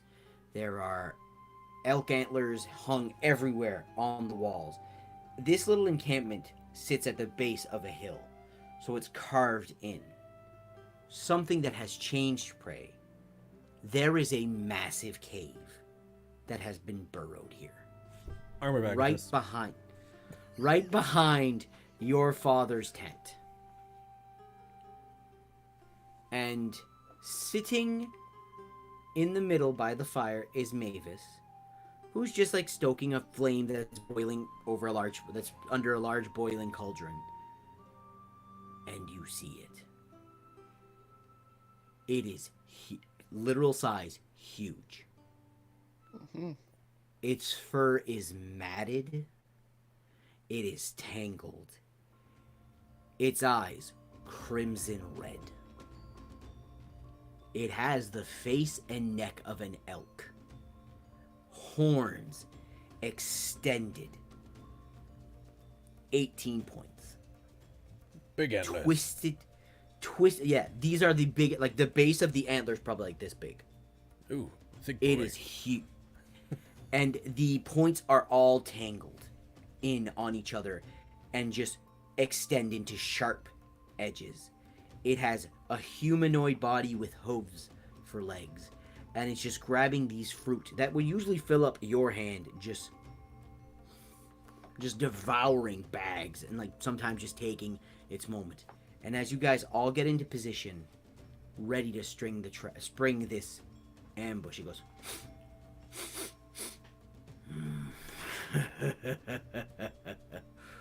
"Make yourself known, or I'll come find you. All 4 of you." Bam. I'll step out into the clearing and I'll be like, well, nice to meet you, Atlas. And I'll start like making like weird movements. Be like, oh, Atlas, nice to see you. You have... That is... Yes, count with me. 4, 3, 2, 1. What do you got? Like, Prey's doing this. He's called all 4 of you up. What are you guys doing? I'm walking out. 2, I'll hop out. 3. I'll step out from behind the tree. 4.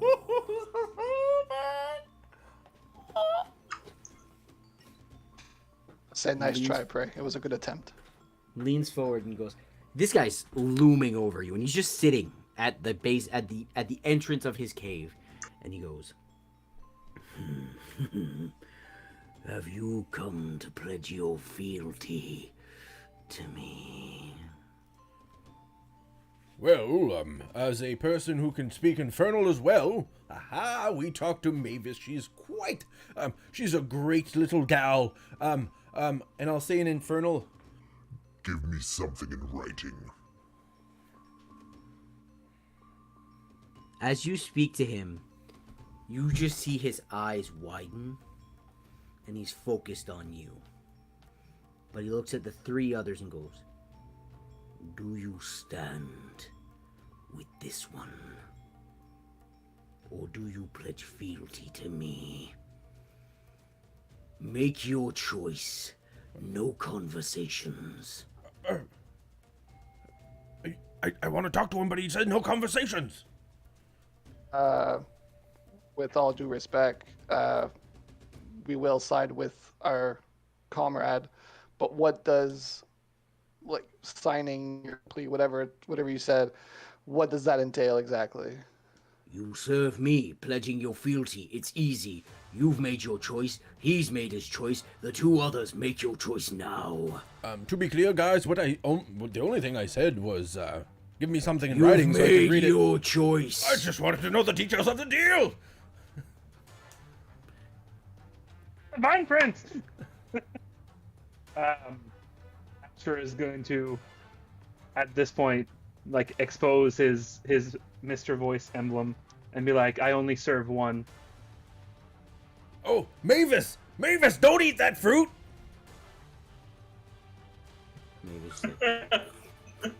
He doesn't turn around. No, he's fuck. he is staring at. There's a reason he's waiting for Baldur's answer. There's a reason he's not happy right now. Yeah, I get that.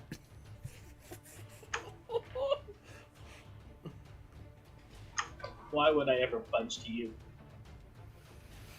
He wouldn't answer for me. He won't And answer he for. Oh no! Oh no! Oh no! Oh no! He Oh no! grabs a large mace and just places it in front of him and goes, "Now, this. I am benevolent. I would let you pledge fealty to me, the three of you, half-elf, herringun, and half-orc. But siding with the offspring of the Demon Knight is something I can't stand for." So, he gets up and goes, Mirror image. An example needs to be made. Can I get everyone to roll for initiative? I also will roll a few. Roll all five. Roll all five. There's please. 6 Just in queue right now. Roll all 6. You guys will need them Oh my if you wish God. to do anything. My initiative is. Oh, are we going to a map here? No, this is gonna be theater of the mind. Okay. Okay. Can I go check something real quick? Yep. Justin, could you do me the honors or someone to write down the results of the mystery D20s and we shall check the results I'll after. write them in my black book of sin. Okay. The first roll shall be 16. Positive, baby. Okay. After that, 17. Another positive, baby. Third one is a 4. Not positive, baby. Bane, I think, is what No, that Bane is. is 2. Ah, Sorry. So that was the third one. Fourth one, one. a 5. I think we have some that canceled out here. And then number 6, I think, is the only one left. Yeah. 4 again. No, hold on. You said 16, 17, 4, 5, 4. Oh, one more. That's only 5. Ooh. Oh, that's cocked. That is a 9, which is we fall prone. Oh, good lord. Oh, no. I added your new tokens there. I just gotta give you guys control. Cool. Thanks, Poppy. Oh, yo. The only one who doesn't have a new token is Balder because he didn't give me one. Yeah, I'm slacking. It's okay, Balder. We still love you. Speak for yourself, Dungeon Master. Okay, so, Justin, what seems to have happened to us with our mystery D20s that have been rolled? We have advantage on next attack, resistance next round, vulnerability next round, Cancelled out. disadvantage next attack, Cancels out. vulnerability next round, It's cancelled So out. you're- and Well, then you- two 9 vulnerabilities? is knocked prone. So, essentially, we have knocked prone. So, of the 6, we Technically- basically were knocked prone. If they roll vulnerability twice and we roll like resistance once. We would have vulnerability and resistance at the same time because they don't stack. Okay. So- okay, yeah. Okay. Yeah, I know what you mean. And I feel like Yeah. advantage and disadvantage, same thing. Oh they yeah, just yeah, cancel out. those cancel out. Yeah. Makes sense. All right, so add your initiatives. Oh right, Yes, I sorry. can now. I cannot. I thought I gave you control. Oh, I gave Sean control of yours. Sorry, my bad. It's a 2 for He me. is not the Lepus. Le Roll pouce. one. Le pouce. Lepus. Yeah, sure, le pouce. Just a hitchhiker. Good. 19 plus 6. All right, so this. Oh, All right, so Asher, you are first. I'd say that this clearing is probably about 30 feet. Like that's, 30 to 40 feet. And you guys are literally just like, I'd say about 20 feet from him right now. You said that there was a cave behind him. Yeah, a cave that he is like standing in front of now with his large mace. Nice. Okay, I'm gonna start off with the good old classic Spirit Guardians. Feel like I'm gonna need that shit. Yes. Yeah, sure. Cast Spirit Guardians as you wish. Okay, And if I wanted to drink that potion, that counts as an action, correct? Yes. Okie Uh, I'm gonna stand and brace myself for a clubbing. okay. Next is him. So you see he stands up, takes a deep breath, and he just looks at all of you as these bunnies start to swirl around Asher. This is now like there's a large. Usually you cast this and there's a few bunnies that you can see, or there's like a few groups. This is now just a purple tsunami of bunnies. And you feel like Mr. Voice is trying to protect you even more right now. Oh, goodness. And he just looks and he points at Prey, using his free action to talk to Prey and goes, "It would be fun to break the Demon Knight's offspring, but I offer you the choice. Whose head shall I claim?"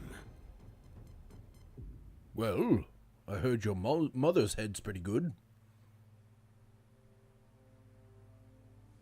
Eeny, meeny, miny, mo. D6. 1, 2, Asher. 3, 4, Erden.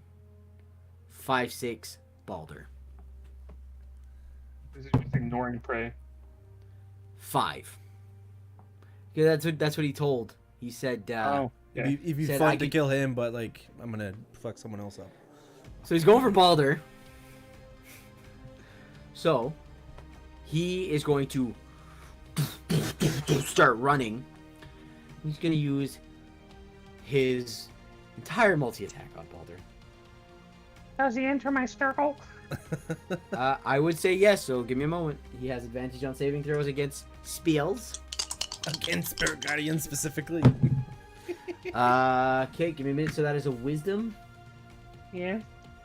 That is a 28. That is a success. So roll that damage.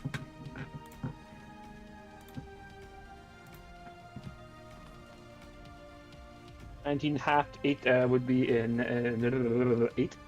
No, 9. 9. 19 is 9, yeah. Yeah, so you see that like the Spear Guardians go and like clip his leg, and a bit of goes, but he seems unperturbed. So he's going to charge at Balder. First thing he's going to do Let's kill him. does Quack, a quack, quack, 20 quack. does a 26 hit. Yeah. All right. So I'm gonna roll different attacks, Balder. Could you make a? Okay. I did do that, so that means that is this. And then I need. Oh, Jimmy, drop that one. So that's that, and then I need 1, 2, Let the bodies hit the floor. 2, and then let's Frightened. see. 3. Oh, that one didn't go in the tray, so there it is. Oh, lucky. Alright, so that is 7. So much damage.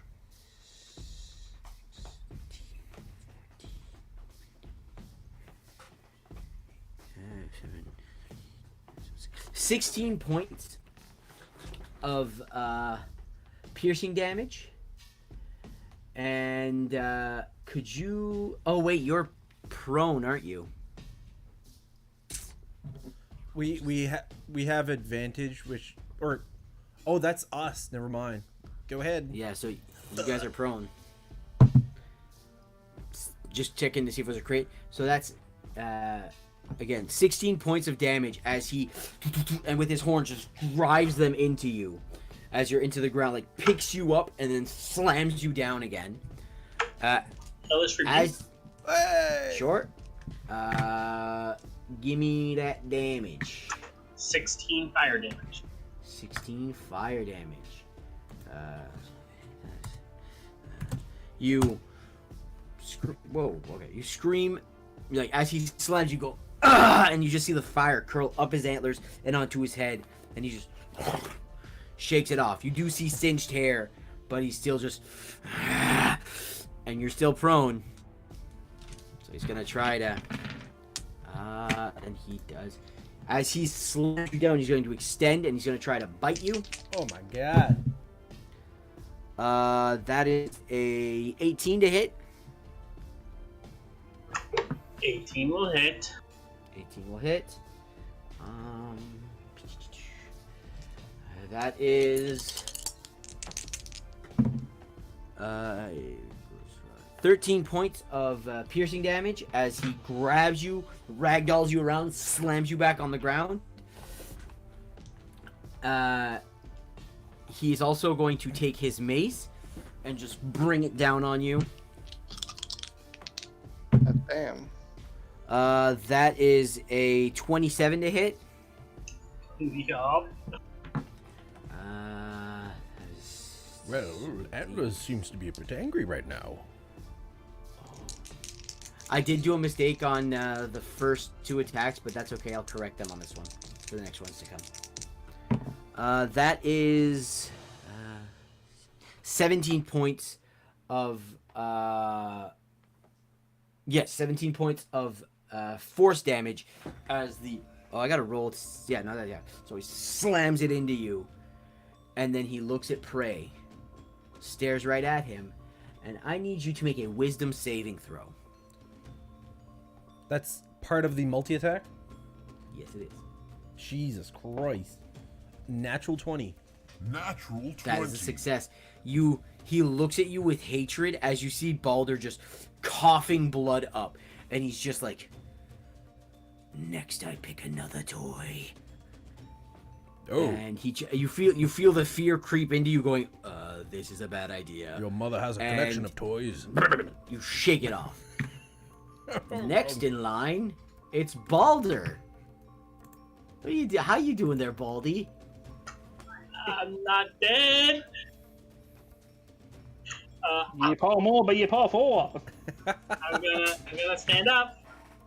You're up. You're right in front of him.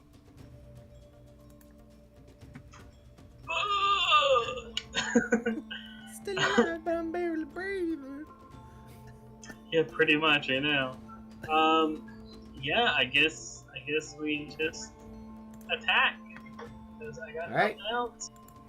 Roll an attack. 26 to hit. 26 hits. I was like, please hit. Oh yeah, 26 is high. 10 slashing. 10 slashing. That's with. Tell me which one is magical and which one is not. Yeah, this is the magic. Okay. The sword. Yeah, I get 2 attacks. So both of these are magic. This 25 to hit on the second. 25 to hit. 25 hits. That's another 8 magic.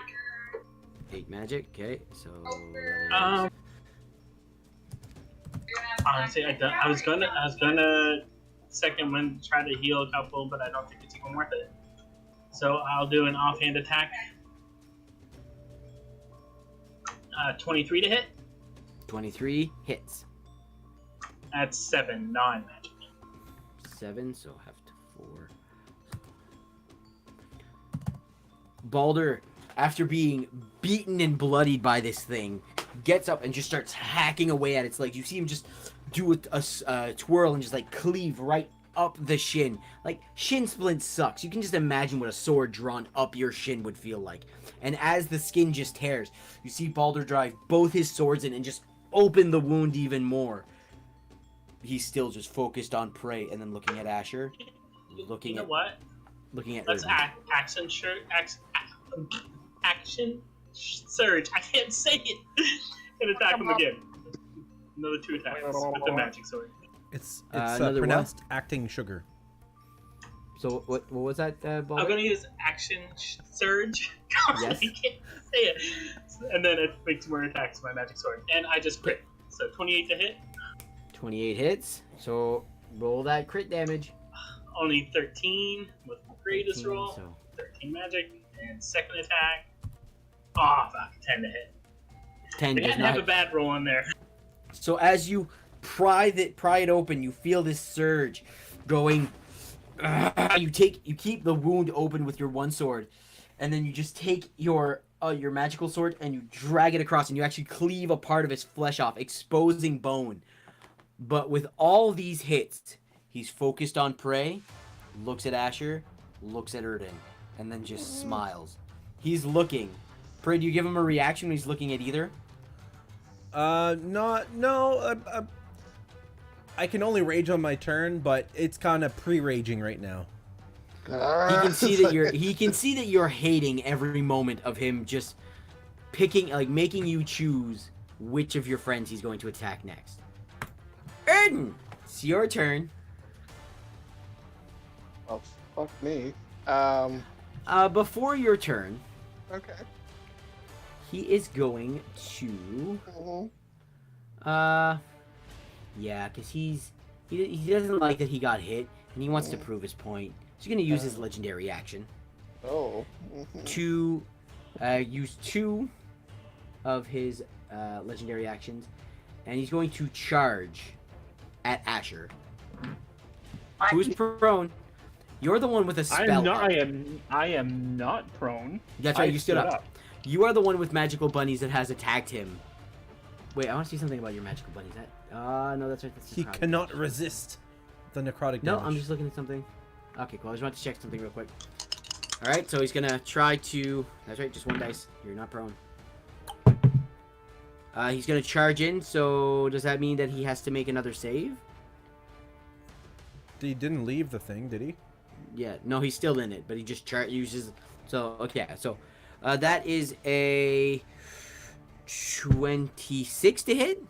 To be clear, bitch. does a charge need to move a certain distance before hitting? The charge here says move up to his speed without provoking opportunity attacks, then makes a gore attack. Okay, so it basically doesn't need to move to charge. Yeah, so he's just charging towards Asher.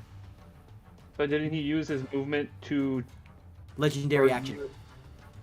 He gets more movement. Oh my god. This is a boss monster. Yes. Let's carry on. Yes. So Yes, it hits. Fuck off. so Does a 31 this- hit? Yes, it this. fucking hits. Right, yeah, this. So that is a 6. 16 points of piercing damage plus. Plus. Okay, that's fine. Get that con save ready.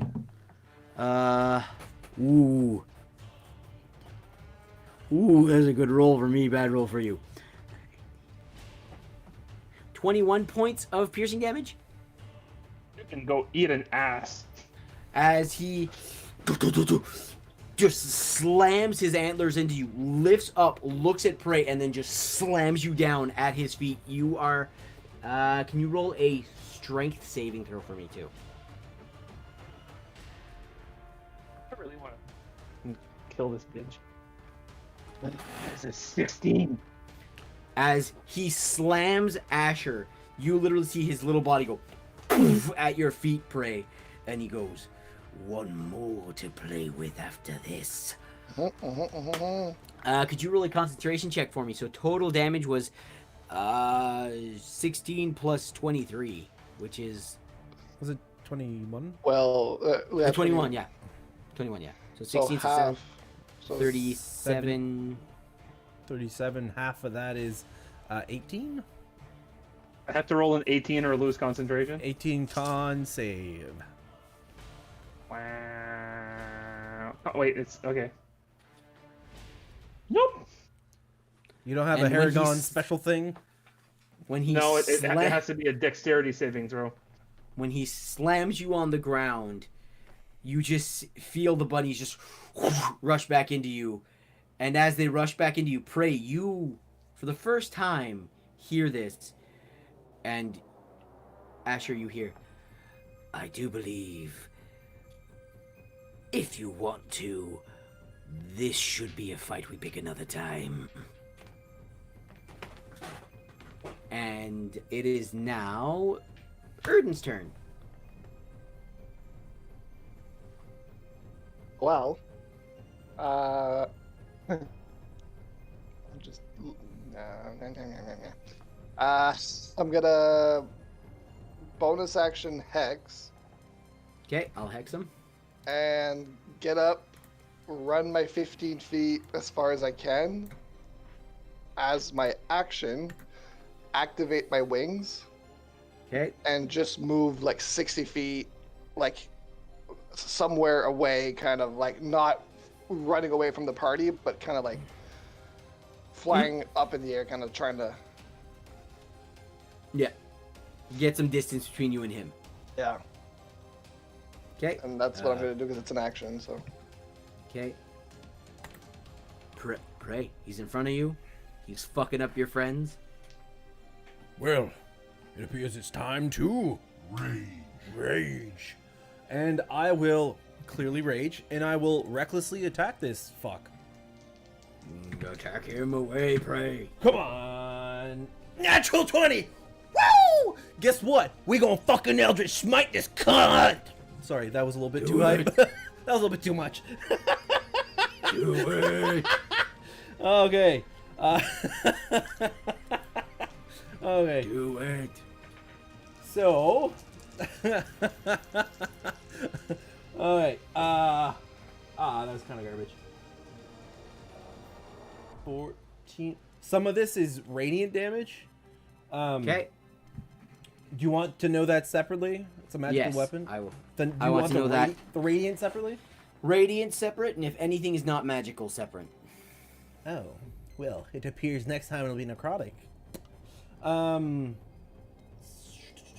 it might be vulnerable. Maybe. So, the weapon damage, which is magical, is 14. Okay, give me a minute. Okay. The radiant is 9. So 18. Oh, okay. And then Give me a minute here. I'll use roll 20 for the 8d8 force damage. The creature did not give me a holy creature kind of vibe. No. No. 27 force damage. Okay. Woo! That's a good use of a spell slot. That is a very good use of a spell slot. It's your first attack. That was my Yeah. first attack. That's right. Go ahead. Hooah! Second attack is a 17 to hit. Does not hit. Cool. First one did enough. So you, as Asher gets slammed onto the ground in front of you, and you just see, you just feel this, like this. I'm doing it. You get angry, and as you get angry, you just hear in your head, and with this laugh doesn't feel imposing as when you heard the vulture's laugh. This sounds encouraging. It's encouraging you to fuck shit up, Prey. So it's your great axe that you have? In my battle axe. Your battle axe. You bring up your battle axe, and you saw the bone that Baldur exposed, and you just drive it into its shin, and you just see like you start cracking it, and it just and it just looks at you and goes, "One of them dies today, And- you lose." And I'll just say, Asha, radiant. So with your turn passed, it is Mavis's turn, and Mavis goes, and she just beelines it through the woods, like where you guys came, like met her, and she's gone. Good thing she had a turn. Yeah, she runs away. Oh, cool. It is now Mr. Lepus's turn. Mr. Asha. Lepus. Oh, mystery D20s. Oh, how many? Boogie Boogie. There are two in queue. The first one is can't redeem a another one? 15, which I think is heal 2. Heal 2. Yep. And then the second one is a 3, which is enemies gain 5 temporary hit points. I will add that to him. We gain 4, he gains 5. We as a group. Asher. Votre tour. Votre tour, monsieur le pouce.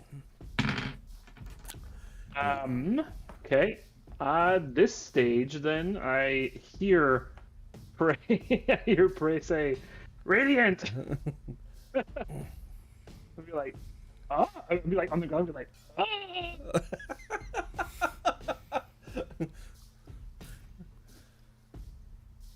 I'm gonna just cast Guiding Bolt as a level 4 spell because I am mad.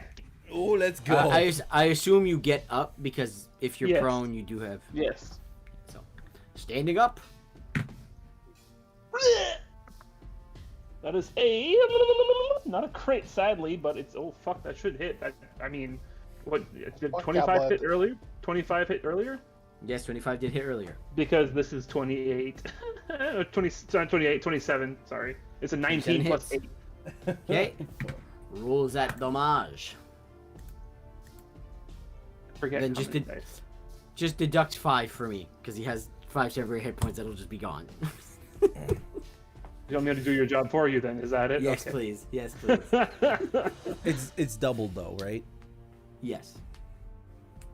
Okay, so Because 46 when- and then when you hit 1d6 with the for axe. each. When you hit with the axe, the radiant is what made his bone like. Gotcha. Will that be 7d6? Just for the record? I- Because it's 4d6 4d6 of plus- radiant plus yeah, so another yeah. one for each level. 76. Okay. Fine. I was rolling a d8 there for a second. I was like, oh, that's wrong. That's not right. I'm gonna write this down.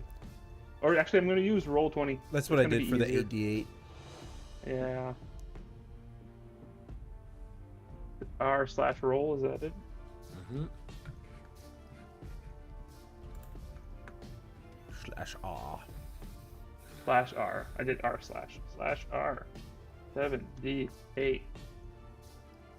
Oh my god! Holy fuck! So that's 78 minus 5, 73? 73. All right. So Is that guiding bolt? 73. That is guiding bolt, so next attack on it has advantage. So Asher gets up and just goes, "Ugh." And there's like shoots this purple beam, and it just like smokes up his shoulder and like up his neck, and you just see like a line of purple radiance just, and he just looks down at both of you, and then looks up at Erden, who's out of reach, and at Balder and goes, "Remember their faces, cause you won't see them again." So he is going to use his multi-attack on both of you guys, because you made him mad. You made him real mad. So he's going to gore prey. He's gonna try. He's going to try to gore prey. He attacks one of my mirror images. Yeah, so that's a fucking 26 to hit. As he swings and sees that one disappears, he's going to take a chomp. Okay. It's one. The other one pops out. Yoo-hoo! He hits the mirror image. Actually, that's a natural 1. So that's a miss on the mirror image, so that's good. Yeah. I still have 2 left. And then he's going to take his Such a good club spell. attack at Asher. I used to stack mirror That image is with blur. a 20 something to hit. Yeah, that hits. Yeah, 20. Eat my ass. Actually, wait, that's not 20. That's 31 to hit. Oh my god! Wait, 31 to hit. So, that is how much for that one? Okay, I'm guessing it's like So that plus is- 13 or something like that. if it's not a crit, like fucking. that's 24 points of bludgeoning damage Okay. Bye, guys. on Asher. Asher is down. Did you by chance attune to the periaptive wound closure I gave you several hours ago? I put it on. I mean, I You guys didn't really take time to sit down and meditate. You know what? I will say he did because, one, Justin is a player who did not know that he had to attune to it, and he did not know what it was. So I will say that when you guys were talking and like just taking your morning where he was eating the food the guard brought him, he did attune to it. Cool. Wonderful. So what does I that am do? stable, So then, technically. at the start of your turn, you become stable. And if you roll hit dice, you double the amount on the dice. Okay. So I think that's, and then he's gonna look at Erden as he smokes Asher up, and then just brings his mace down and Asher's on the ground. Just, and he looks at Erden and Erden, I need you to make a wisdom saving throw. Oh no. Wisdom 21. Woo! He looks at you and just gives like a little side grin, and you know that like he's planning on killing your friends. And the dread that was there starts to creep up, but you still feel those two hands on your head. And you go, we're good. We can do this. We are the men of the Gill. And you don't feel fear sink in. It would be Baldur's turn, but he's going to use one of his legendary actions. I don't think he can at the end of his He turn. can't? Okay, cool. Because he was going to do it before Baldur's turn, but doesn't matter. He's going to do it after Baldur's turn. So Baldur, it's your turn. Disengage! Oh, yeah, only at the end of another creature's turn. Yeah, okay, cool. We need natural 20 on the city. Draw 20, give me that 20.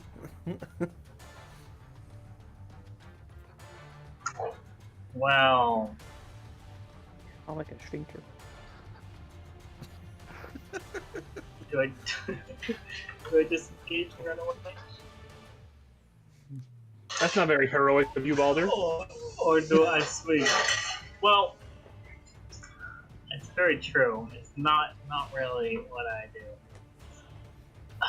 See, I want to try to get you up, but that's not going to help us at all. Unfortunately. Not right now. And my weapons don't do a ton of damage. You know what? Fuck it. I ain't leaving your guys aside. We're going to attack. Go for it, buddy. 26 to hit on the first one. 26 hits. Fuck.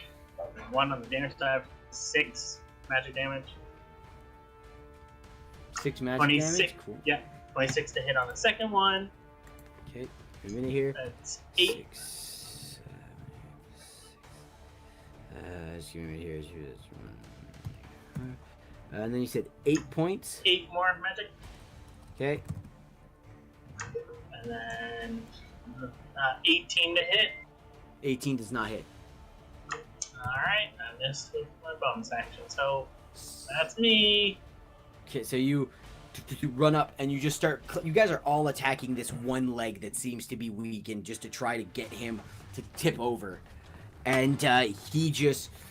You see he gets mad and he is angry. So he is going to go just look at Prey and go, kid gloves are off. And he takes his mace and just slams it into Asher, who is that yeah, advantage because he's prone? Yeah. That is a over 30 That's a hit. That's a hit. crit, isn't it? Because he's unconscious. It's a crit. So 2 failed death saves on Asher. Erden, it's your turn. So, sorry, I have a small question. Yes. If you don't roll the damage on that, because technically if I was to fall below my hit point threshold, isn't that like... That's under 1 attack, isn't it? Like you're at 1 and then I would roll. No. If he's at 0 and you hit him for 51, technically he'd be dead. I don't think I can. What's your 51. Yeah, there's no way the attack I just did can go over 51. No, it won't go over 51. Well, that's good. Yeah. You didn't like that. So, yeah, made so me a little nervous. So he's bashing. There was a little crater where Asher was, and as he hits again, you just see the crater go deeper, and Asher's just getting driven. There is blood pouring out of everywhere, and he's just looking at Prey, looking at Asher, looking at Balder, and then looking at Erden in the sky. We're all going to be in the sky here soon. It is now Erden's turn. Uh,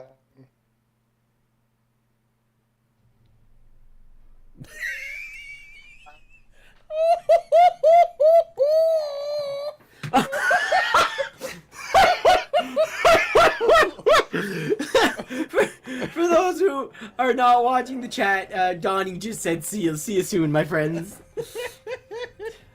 Wondering what was going on, and I looked at the chat and I was like, oh no. Oh no. so how far away am I from him? How far up did you fly? Kind of out of his reach, mainly. Okay, so you would be probably about 20 feet out. Perfect. I'll use my action to put purple worm poison.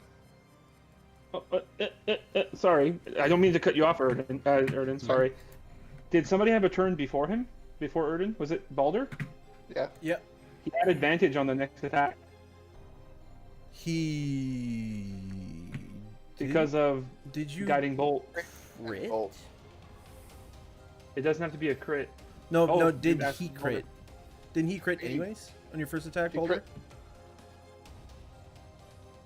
Or was that last turn? It was last turn. You got 26.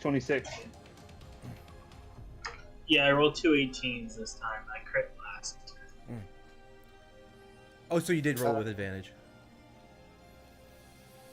Okay. Alright, I Oh. wasn't sure if somebody did it. Yeah. So would I have an advantage this round, or probably not? Like, because technically Balder attacked. Yeah. Balder Right. hit. Right. Okay. So yeah, action, purple worm poison. How many arrows? I will. I see you smirking, Conrad. A little. I'll put it on 1. I'll fly because I have 60 feet of movement. I will fly down, axe and surge, and shoot him with the purple worm poison. And on top of that, I will add a distracting strike, Extra D8 to hit. which is 25 to hit. 25 hits. So con save from him. Damage immunities. Okay, it was worth the try. I know, It's- because you said it, and that's because I know last time you did it, the same thing happened. I literally scrolled up and it says poison, and then as you guys know, bludgeoning, piercing, and slashing from non-magical weapons. We didn't know Still he was gets- immune, but okay. No, but I mean, it's worth the try. Oh yeah. Yeah. Okay, That's- so at least I know for next round. It'll work one of these times, Erden. I swear. I It's don't. worked before, so I'm like, I completely forget about that poison all the time. I keep it when we're in danger. I'm like, okay, so my arrow is this. I got sneak attack. I'm guessing there's probably someone Yeah. within 5 feet. Well, yeah, your whole team's around him. Okay. Okay, and then my D8 for my superiority die. Well, that's trash. So this one's not magical. Okay. So 13 piercing and 2 necrotic. So that's 6 plus 2, so 6 is 8. And I'm guessing my superiority die adds to that. Yes. So I'll add 3 to that.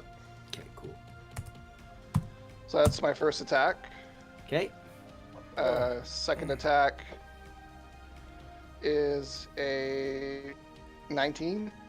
19 does not hit. Okay, bonus action. Hand crossbow. Yeah, hand crossbow, and I'll use another distracting strike. Remind me what distracting strike does. Prey has like next person has advantage on their attack. Okay, cool. So technically, I would have advantage because I used it the first time.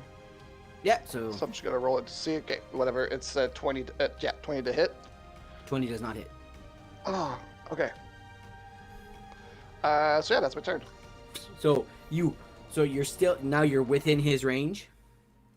If I'm 20 feet, so my plan was to go down, so like 20 feet, Okay. and then I want to kind of like go between his legs and go behind him. Okay. So But, flank like, them with the.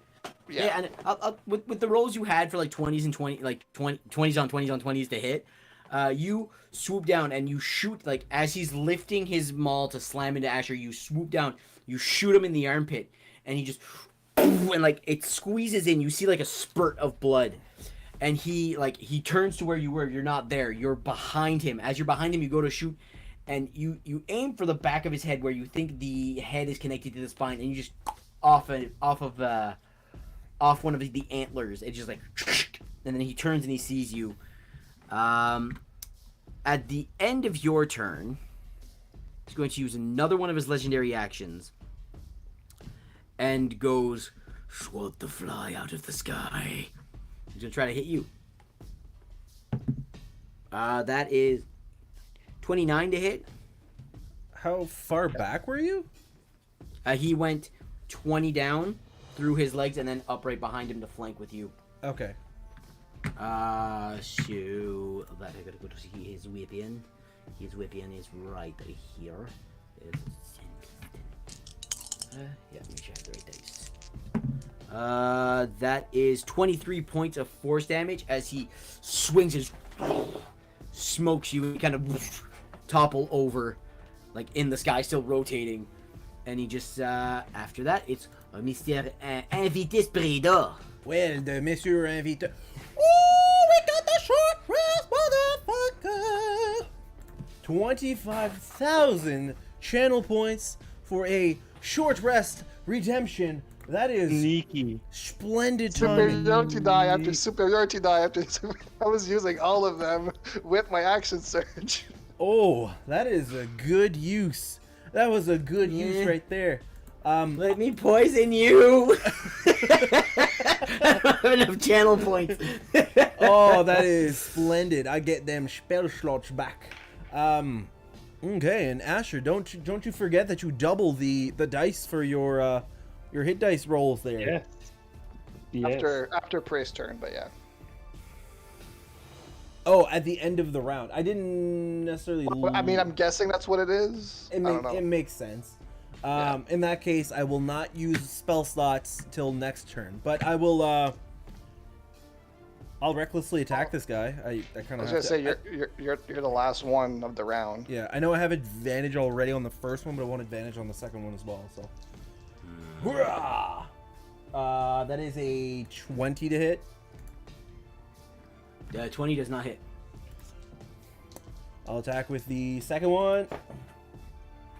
19 to hit. Not hit.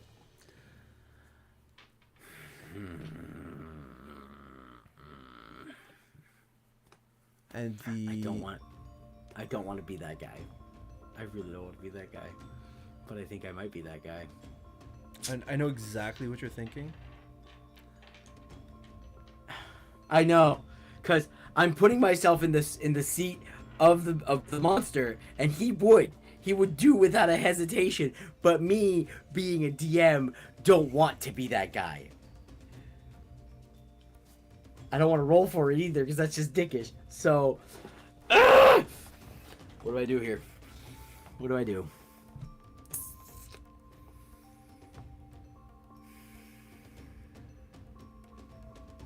This is hard. I'm gonna go by what you said to me once, Jordan. What would the character do? He's swarmed. You guys are getting the upper hand. He's been threatening the whole fight. And he goes, one after another. And he's gonna try to finish off Asher. That is a 29 to hit. So as the men of the Gill are swarming and assaulting and not giving this thing the time it needs, and it being mad at Prey and promising to take one of the things that he loves away from him, he raises his maul into the air and just throws it to the ground, and the maul just rests where Asher would be.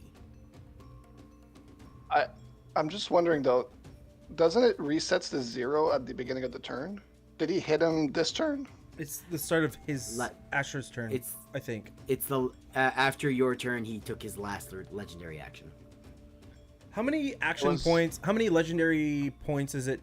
He has 3, One. and the maul and the One. club. The maul is is 1, the gore is 2. Yeah.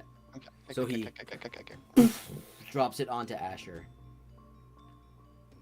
And for a moment, it stands still.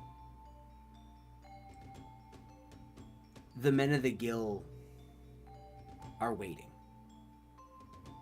You've lost one of your own before. It was fast. It was unintentional. It was an accident. It happens. And when something like this intentional happens, usually there's a sweep. There's something that comes to save the day. And you're all just holding your breath, waiting for it. And all you see is the maul get picked up. And him waiting to see what happens next.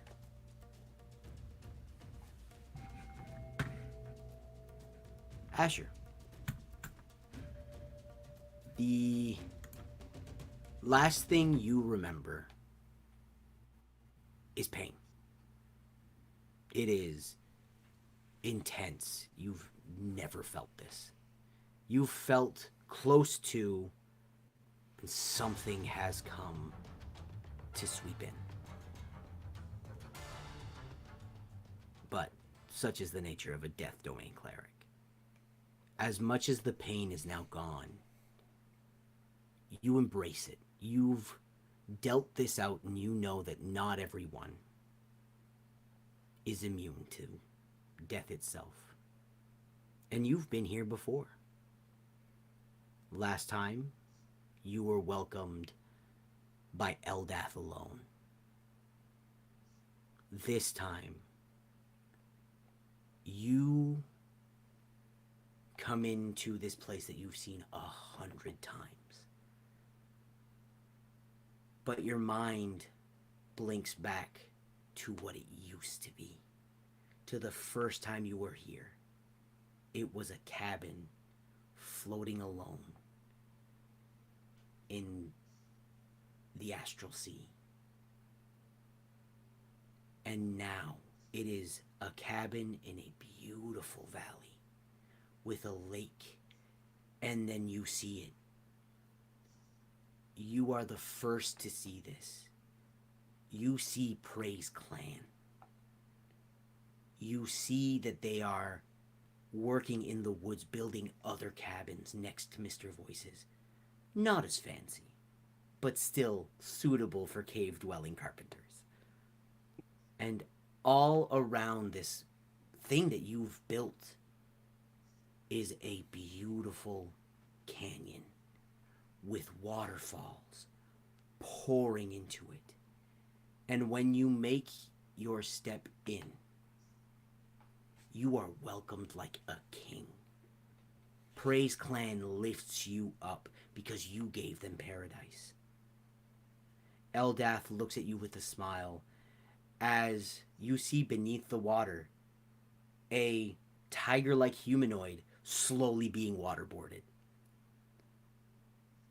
And you just hear another voice, a voice you've grown to love. Mr. Lepus, We've done amazing things. We're not done. The power I've given you on the mortal plane is still yours. You've done the work that you can do. There. I need you here. I think Prey can do the footwork for a little while. Don't you agree? Yes. I'll make sure your father gets his... That's all I have to say. Welcome home, Ash. We'll be waiting. I'll just say, I only regret that I couldn't do more. Come on. We have so much to plan. And he leads you into the cabin. I'm going to be shooting you a message in a second. Back to combat. After this moment of you guys waiting for something to come, he looks at Prey and goes, "Have you had enough, or shall I take another?"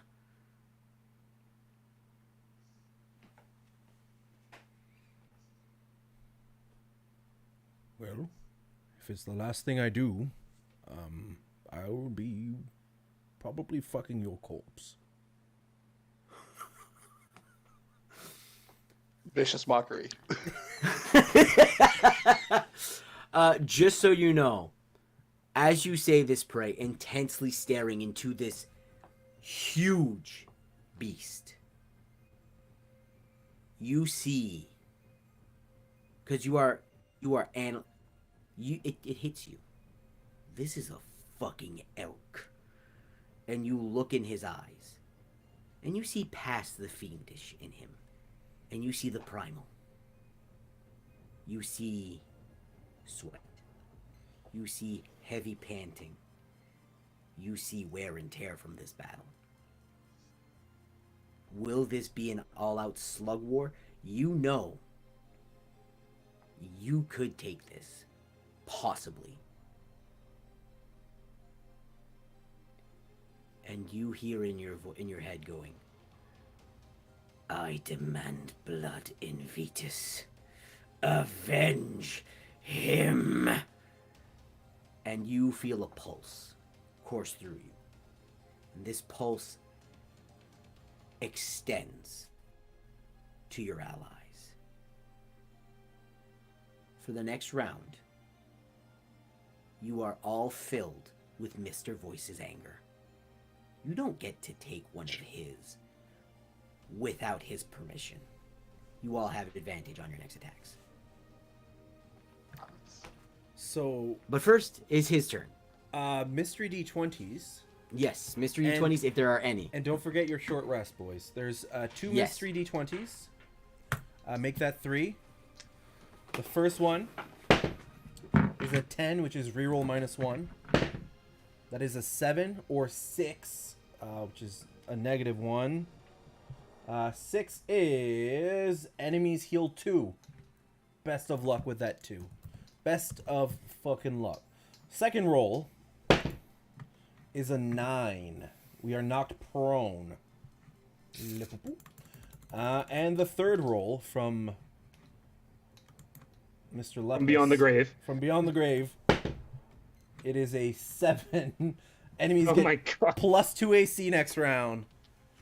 Sorry, guys. Okay. So, it's my turn. Yep. He is going to... Shin, What? He has a potion. What I'm, happened? I'm technically Uh, flying. Yeah, so you would just be like... like, you... I'll just say, like, prone for you, you just like... And you, like, dip back up. You're just like... barrel rolling.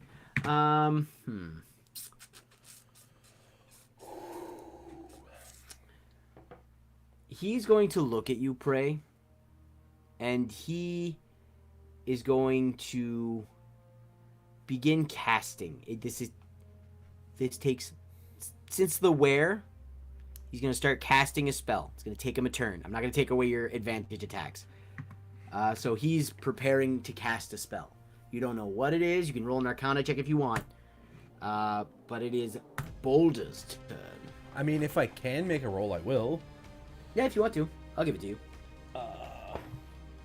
13. He's casting a spell.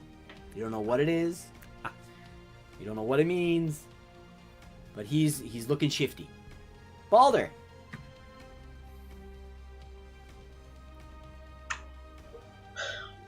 Well, not much to do other than to attack him. He's at advantage. Yeah, you have advantage on your attacks. All of them? All of them. Mr. Voice is mad. He's giving you Okay. he's giving you a final oomph from Asher. 22 to hit. 22 just hit. Yes, plus 2 AC. Misses. Fuck. Okay, second attack. 27 to hit. 27 hits. That's 6 magic damage. 6. Okay, so let me add that up to that. So, okay. Then we'll do an offhand attack. 6. Can't you do Does on, it- on, off? What? He did. Oh, Yeah, I did. missed- oh, missed. On, Sorry. on and off. Yeah. And doesn't he have his action surge after a short rest? Or is that You- every Yeah, I You was do. about to use it. Okay. Yeah, so the offhand attack missed. Then I went action surge for another 2 attacks. 25 to hit. 25 hits. That's another 11 magic damage. 11. So And then a 16, so that one misses. okay. So you get up and just cleave, and you're working on his leg. You guys are trying to chop down this mighty elkin tree, and you just see blood spurts. And the more he gets hit, the more his eyes shift around, looking at what he's doing, and he's concentrating. I will roll a concentration check because he is concentrating on a spell.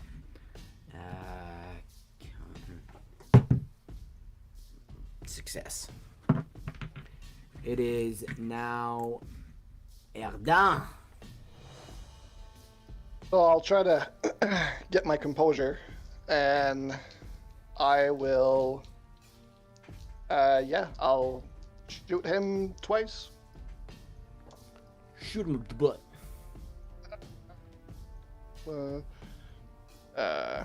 Yeah, 23. I think that misses. 23 just misses.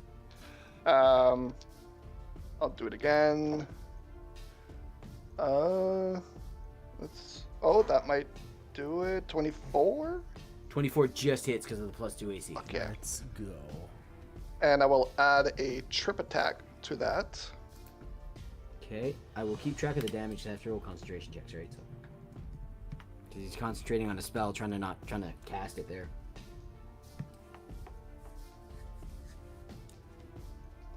$23 piercing 23. Okay, so 23. and 5 necrotic. Okay, give me a minute. Okay, And can you roll a? Let me just double check what it is. Can you roll a strength save?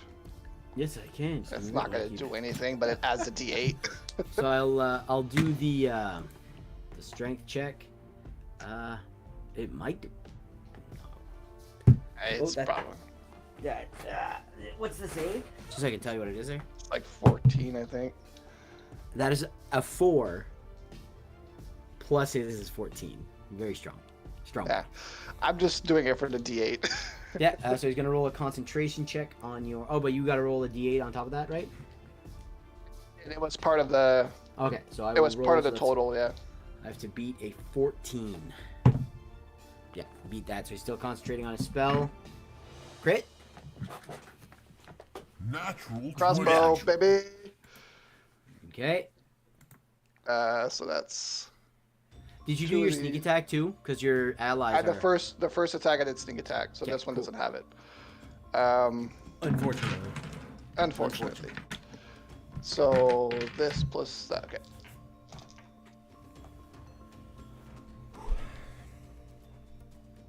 So 9. Yeah, 9 piercing, Okay. which is magic, Yeah. and 8 necrotic.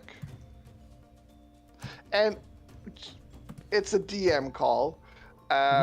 Whales of the Grave is when I deal sneak attack, I can use my. I think it's. I'll say on a boss monster where it's just himself with no minions, I would say yeah, you can totally fucking apply it here if you want. Okay, excellent. So he takes another 4 necrotic damage. Okay. He's still standing. He's looking worn. Well, So action you- surge. So Let's do it. you're just shooting and he's concentrating on his spell and he's focused on it, trying Another not crit. to roll 20.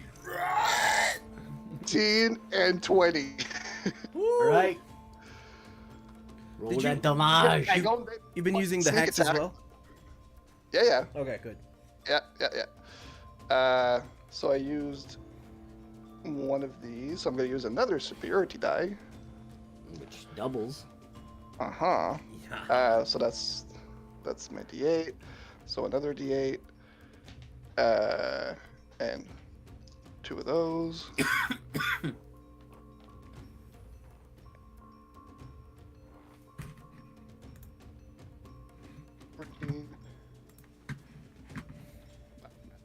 So 20 non-magical. 20. Sorry. 20 Sorry, I forgot to separate the necrotic. That's okay. You don't need to. Okay. You said 20. Yeah. Okay. And then last attack. That's a miss. 20. Miss. He wobbly prey. Erden swoops down and just, and then he looks at Erden and Erden's and just 2 hit him in the face. He's wobbling back and forth. His legs starting to buckle. The cracks that you've hit him with are spreading, and he just like takes a knee in front of you, still concentrating on this spell, just breathing right in your face. He is still concentrating? He is still concentrating. Okay, well, I don't need to recklessly attack because I have advantage on all the attacks for this round. However, I am debating on guaranteeing damage unless there's an immunity, so I might just attack him anyways. Let's go. I'll attack him. Fingers crossed. 21 to hit, or sorry, 22 to hit, 22 misses. and then the second one, 23 to hit. Motherfucker. 23 just misses. As he's taking deep breaths into your face and you swing, he just leans back. And then you swing, you upswing, and he just leans back some more. Any mystery D20s? There is one. Yes. I was like, fuck. I've missed my last 4 attacks. With advantage, all of them. That is an 18, which is we all gain 5 temporary hit points. As he looks at you, Prey, he's casting his spell, and before he releases it, he goes, "The canyon's not yours yet, Yigurt's son. Invitus Preda. I will take it all away from you. One by one." And as he says this, you see that the spell releases, and you see that he starts to fade away as the teleportation spell is cast successfully. You guys are now out of combat, and you are now alone. What would you like to do?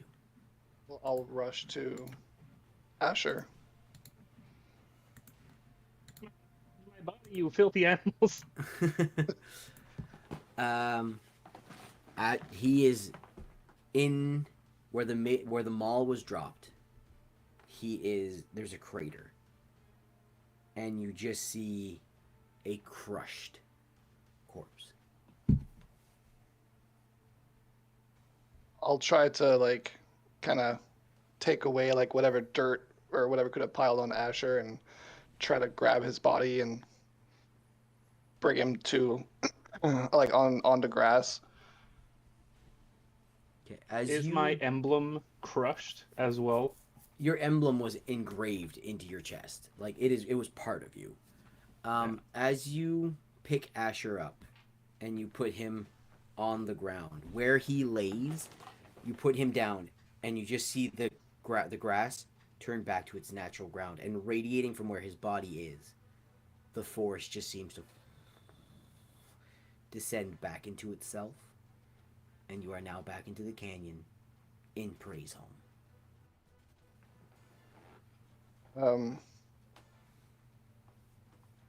So like his armor, everything is crushed, kind of. Like, did you have magical armor or just normal armor? Just normal armor. His armor's crushed. Like not like squished, but like you can tell like the damage was very much sustained. That if you take it off, it might be messy. Rabbit soup. I'll say to Prey. You said that you can talk to Mr. Brian. Uh, could we perhaps do some sort of ceremony or ask him to help us? Or, I mean, he was able to help Asher save you. Take the cube. I haven't. Oh, we know. I literally haven't moved since the guy teleported, and I'm trying to think how far the Crimson Capital is from here. From where you are, it would be at least half a day to go through the canyon, and then a day to the capital. So a day and a half.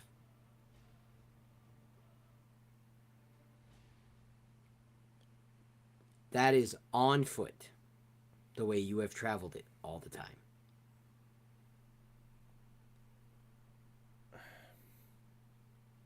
There, I don't know what to say, Rodin. I can ask Brian. I'm thinking maybe my sister could help, or maybe she could know someone who could help. The Crimson Capital is a big place. Perhaps there's, a cleric or someone that can be like, hoppity, hoppity, there you go, Mr. Bunnyman.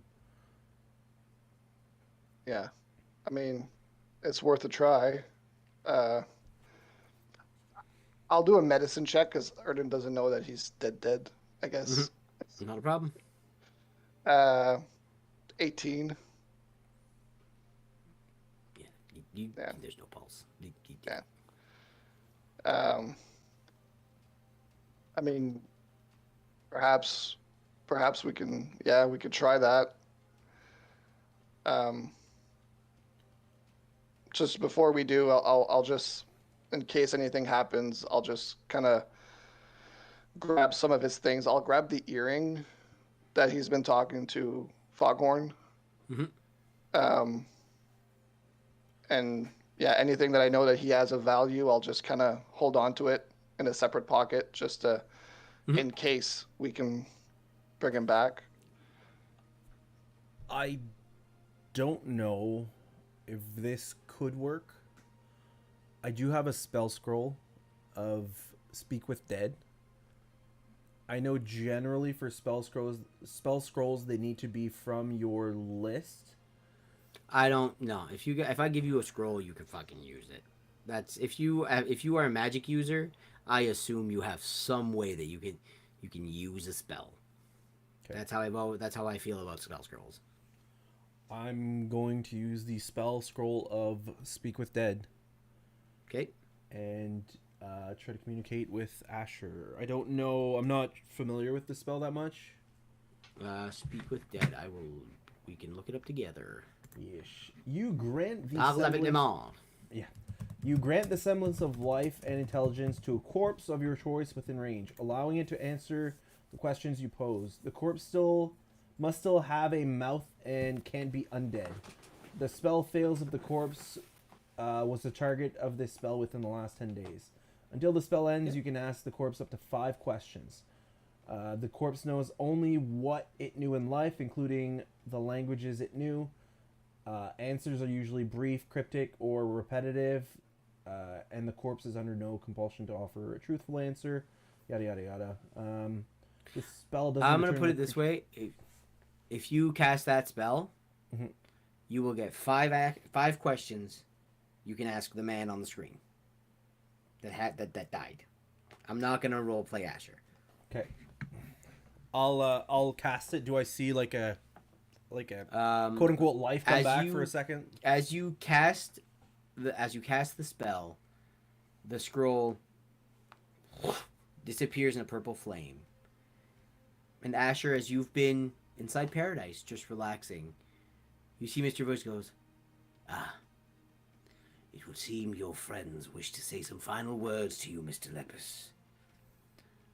This might be quite uncomfortable, but he will be back here shortly. And just like flicks you on the head, and pray you just see Asher's corpse just, like it has temporary life.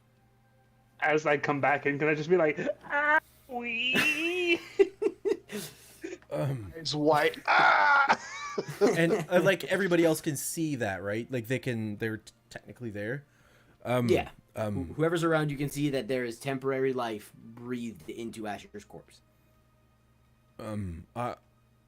Asher, I would like to ask you a question before I let the other men of the guild ask you a question as well. This question was asked to me, actually, and I think I should ask the same question to you. Would you like to be Hoppity again?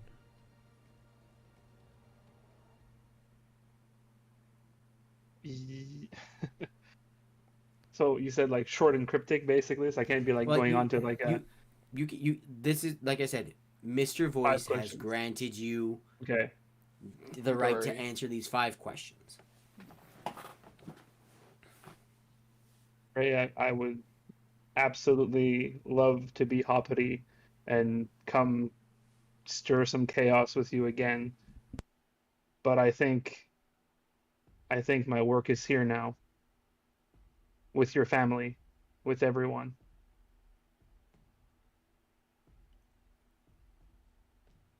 I'll just nod and take a step back and just if the other guys want to ask something. You want us to at least try to bring you back? You certainly can, but please don't put yourselves in any kind of danger for this. It's okay. I've embraced where I am. It's what I've been spewing out now for the better part of a little while now. So what goes around comes around. Is there anything you want us to do? Anyone you need us to deliver a message to?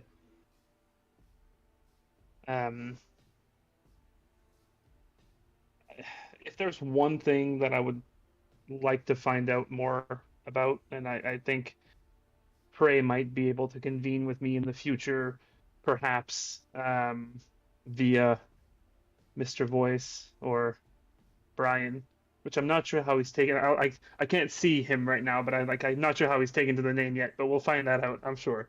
Find out the truth about my father, if he really did kill all those people, or let all those people die. It's been haunting me for a while now, and I don't know if I can find that out from here.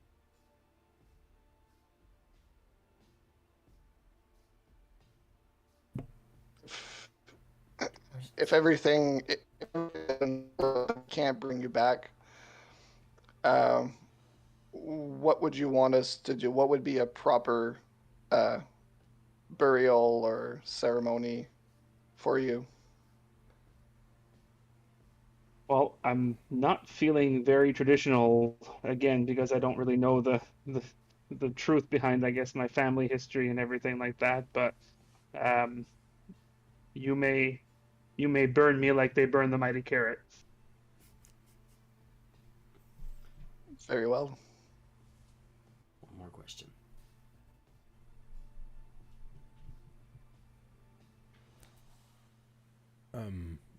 Asha, I don't know if you remember our agreement, but from my understandings, we're going to try to bring you back. But if that doesn't work, remember you said that you would take care of the canyon, and I said that if you were to die, I would make a piece of clothing with your fur. Is that okay still?